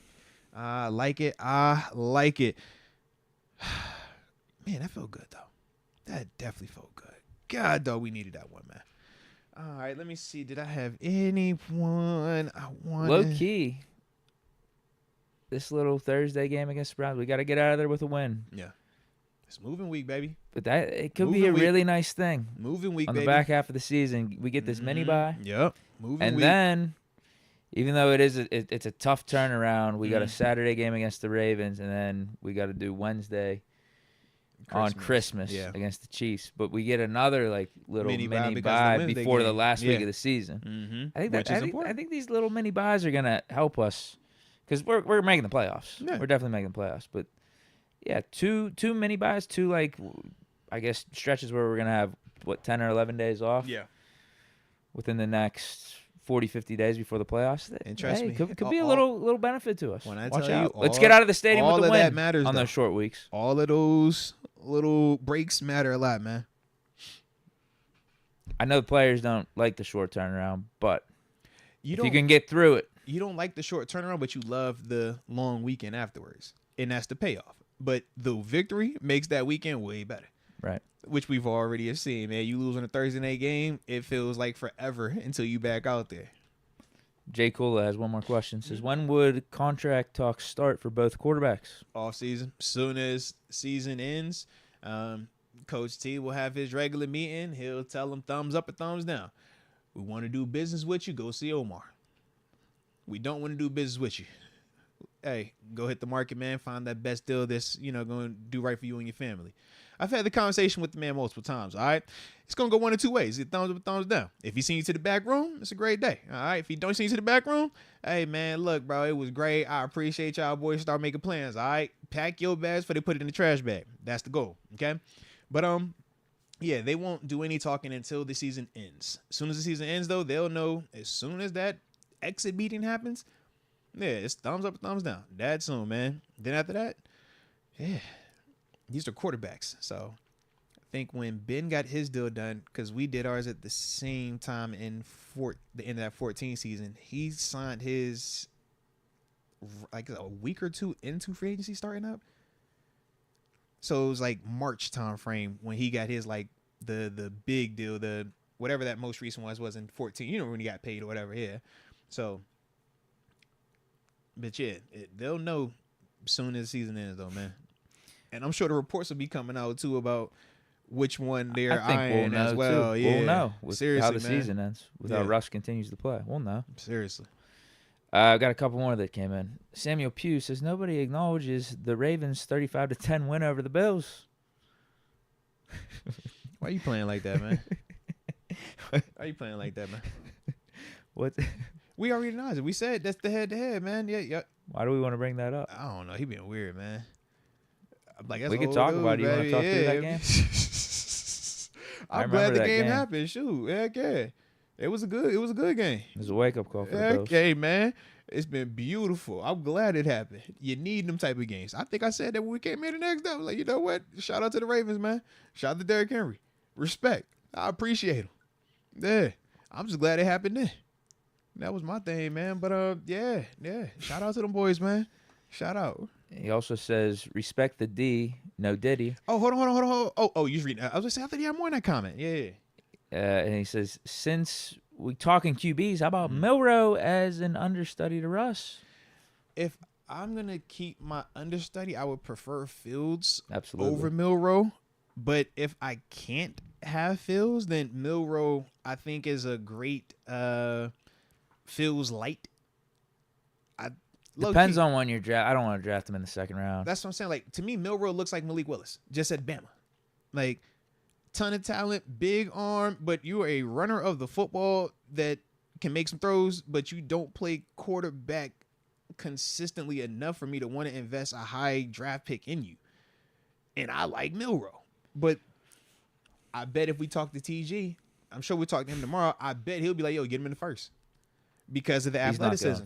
But it's the athleticism. He might because he's a quarterback. Yeah. Maybe. He can run like a son of a gun. He has a crazy strong arm. He plays quarterback. He's way better at Bama. production than a Joe Milton. That's what I'm saying. And like, an A-Rich even. Bro, like, he's going to be in that first.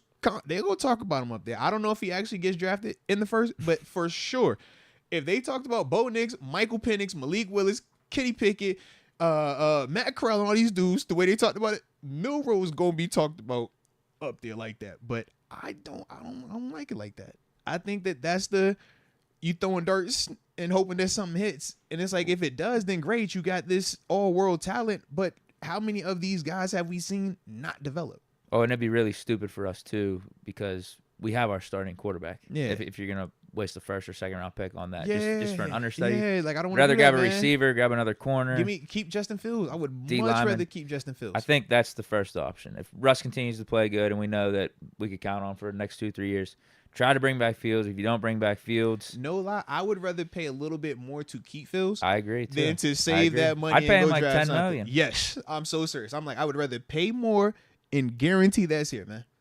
Like, because I've already seen enough of it, and I know what you've already done elsewhere, so I feel like I have something in the right place at the right time, man.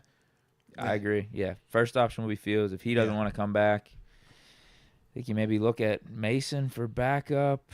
Because it's like, I get it. You want to stay in the maybe draft a guy in the third or the fourth round. Yeah, I'm not using high capital on a quarterback. Because maybe if you want to stay, if you when want to Russ stay is with on the that, end of his contract, but yeah. But if you're trying to stay with this mobile or that mindset quarterback, I get the Milroe intrigue versus Mason. Because Mason to me is going to be more, you're treating that like Russ, maybe a little bit less than that. Because I think Russ is still more athletic in some of his play action passes, the way that he operates the fake and gets his depth on the rollout. You look at Mason, it's not as fluid, not as fast, not as athletic in those spaces, but I think it's faster straight line at this stage than I think Russ is, which is weird. But that's kind of like when I look at those, I just think that's why I can see why he even would bring up a Milroe. You know what I mean? In that sense, but I think it's just more about I want to win now. If yeah, we're in this position, we're at 8-2 with Russ. Russ continues to play good. We give him the contract extension.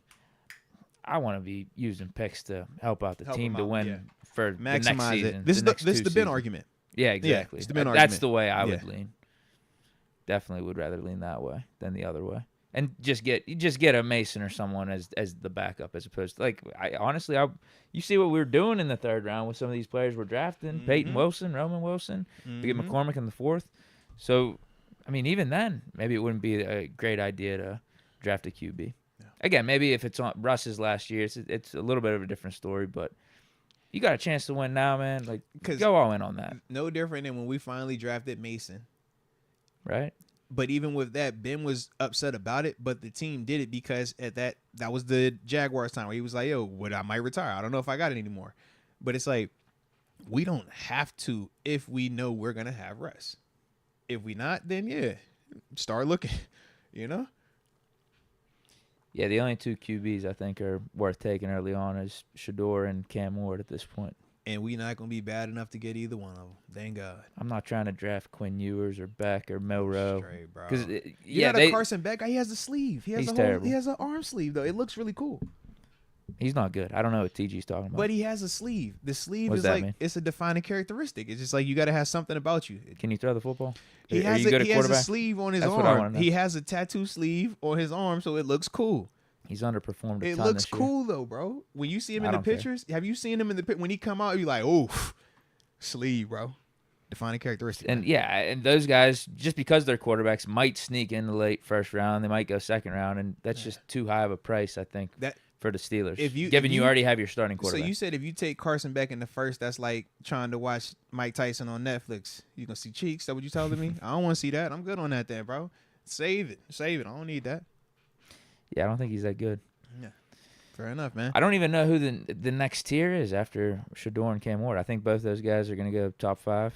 Ewers a sneak in. I'm sure Beck is going to sneak in somewhere because he does. That's have probably a the next strong tier, though. Yeah. Who would you put in between? Is there a guy that's 3? Or is it just Quinn Ewers or Beck or Milroe? One of those 3 guys. I feel like we're leaving out somebody. Maybe. I feel like I'm leaving out somebody for certain, bro. But the QB class isn't looking that good right now. Who are we forgetting? At least depth-wise. Right. It's not ACC. Who are we forgetting? I don't know. I feel like I'm forgetting. And that goes hand in hand as to why I think bringing back Fields would be the best idea. Yeah. King Whooper. Oh, hold on. Because King actually sent the earlier one. He says, simply, what's up, boys?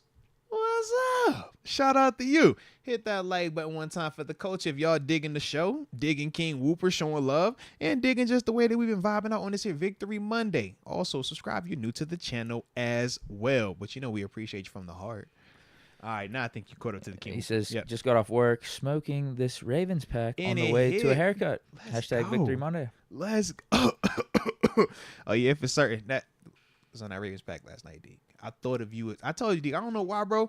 I think it's because I saw you outside the workplace. Dude, everyone That's what it was, whenever bro. people see me and they recognize me, everyone brings up the packs. I'm All like, my wait, homies, you guys remember that? When I used to do that? Deke, I don't even do that anymore. Damn. All my homies in the group text, they be like, It's almost yo. like I need to get back to that. The homies in the group text be like, yo, is Deke on that pack this week? What pack Deke got this week? Man. That's think about when TG first met you. Let's do it on the pack. Let's do it with the pack.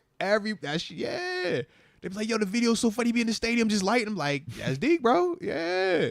So yes, that's all I think of. Like anytime we win, I'm researching. I be like, back on that, huh? I be over here like I'm on my Deke vibe right now, man. I got that Ravens pack. Deke, that Ravens pack had me choked up last. You know it's bad. You start sweating. I was sweating and everything. I'm like, God, dog. It was oof. Yeah, that's the Ravens pack, bro. They're saying bring back the packs. We've I'm only a- done one this year. And I in know. that video, I said Russ was declared out for the season with a calf injury. Craziness, right? I had the 2 jersey The on. blasphemous. Oh, the blasphemy. I can't believe you. Oh, oh. But yeah, man, I'm all for you bringing the pack videos back, bro. I'm all for that, need bro. to. I'm all for need that. to. Because, yeah, the pack, that's a vibe. I'm telling you, that's my go-to now. Low key, though, I forgot what team I was watching. The Chargers. Last night, Deion Henley in the game, man, they had a turnover, bro. Why they put the pack? I say, yo, y'all are They stole it from wildin'. Yeah. I'm like, you're doing this in prime time. On like, it's too many cameras out here, bro. You can't, like, we know it's the pack, but you can't just light it. My man was like, yo, they was all circled up, like they was sitting together. I said, oh, y'all are wildin'. King Whooper says, swear I wrote up a fat one because all the homies was clowning saying Ratbird's finna win. Got to, man. I'm with you on that, bro. Because trust me, I was hearing some of that same chatter. Oh, Lamar, that's the multi-time MVP. Hey, bro, I know y'all boys ain't ready for that. Russ ain't got no answer for this. Russ ain't gonna do that. It was like, all right, y'all better stop playing with them folks, man. Stop playing with them. Man, I really got to get back on those pack videos. Bro, the streets need you, man. It's The tough. streets need you, It's bro. tough with the timing, man. I got know. live streams. I got post game reports. You I got real life like money waiting. That's Deke said, bro, the money calling, man. He said, I can't pick up. He only hears that ching, ching. I'm like, yo, Deke, where you at? Bro, I got Bleacher Report. I'm like, God, Deke, you getting more money, bro? I got Bleacher Report, bro. I'll be back. Deke, more money? Hey, I got you next time, bro. Bleacher Report real quick. So the streets know, man. They want I'm me with back you. on Madden, too. Hey, look, they want you back, but the money too. Hey, Deke got real life cash coming in, man. All right, we ain't got time for none of that right now. All right, Deke got real life bag activities. I'm team get the bag. All right, Deke he's getting bag. Get the bag. I mean over here, Deke get the bag. Get out, Deke. Go get the bag, man. Go get it. Deke over here winning, man. He said he'll get back to Madden later. All right? He'll get back to the pack later. Shoot, after the season, man, you could do it just a pack series if you want. You know what I mean? But get the money first. That's what Dolph said, right? Rule number 1, get the money. All right. Number 2, don't forget to get the money. All right. So get the money first. We can get back and get that, man. Get the money first, though, bro. Yeah. The chat agrees with you. Chat. Tom Jade even said, he said, baby mamas are expensive. We know how you are in these streets, Deke. All right. Speaking of packs, I'm too saucy for you. He just wants to let us know he's on that Bills pack. Oh, my. That pack is old. It don't even hit. It's like a fine wine. expired. It's expired. No. Circa 2021. I don't even want no research from circa 2021. All right, I'm scared of that one. If it's wine, sure.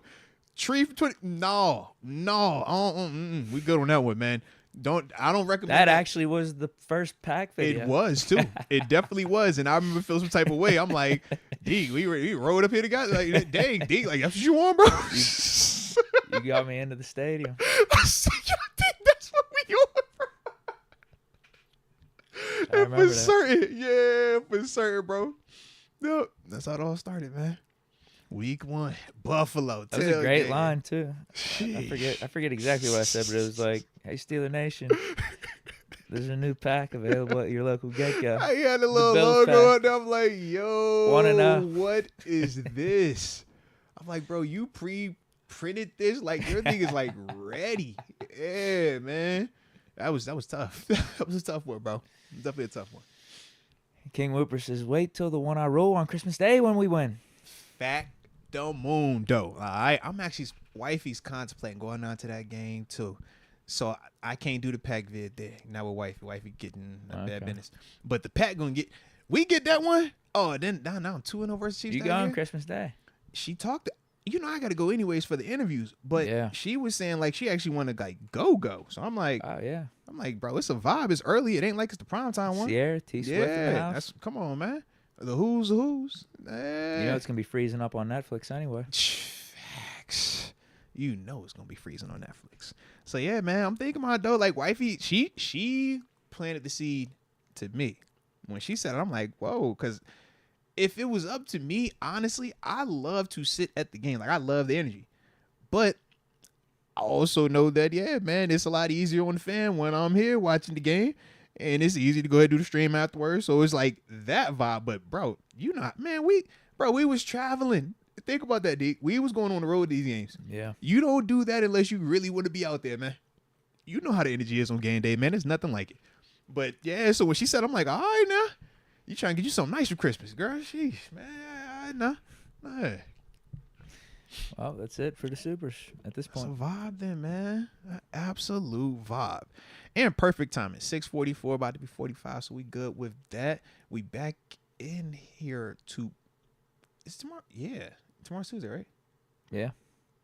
Yeah, because it's Thursday this week, yeah, with the games. So, bro, we on preview tomorrow? God, dog. Yeah, all right. So, yeah, that's good for the day then. Yeah, that's definitely good for the day.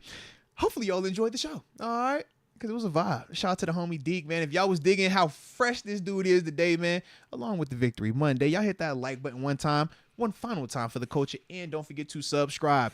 And like I said, man, y'all stay safe out there in these streets. Enjoy the dub like how we earned it. All right. And, as always, y'all stay safe. But until next time, baby. Peace.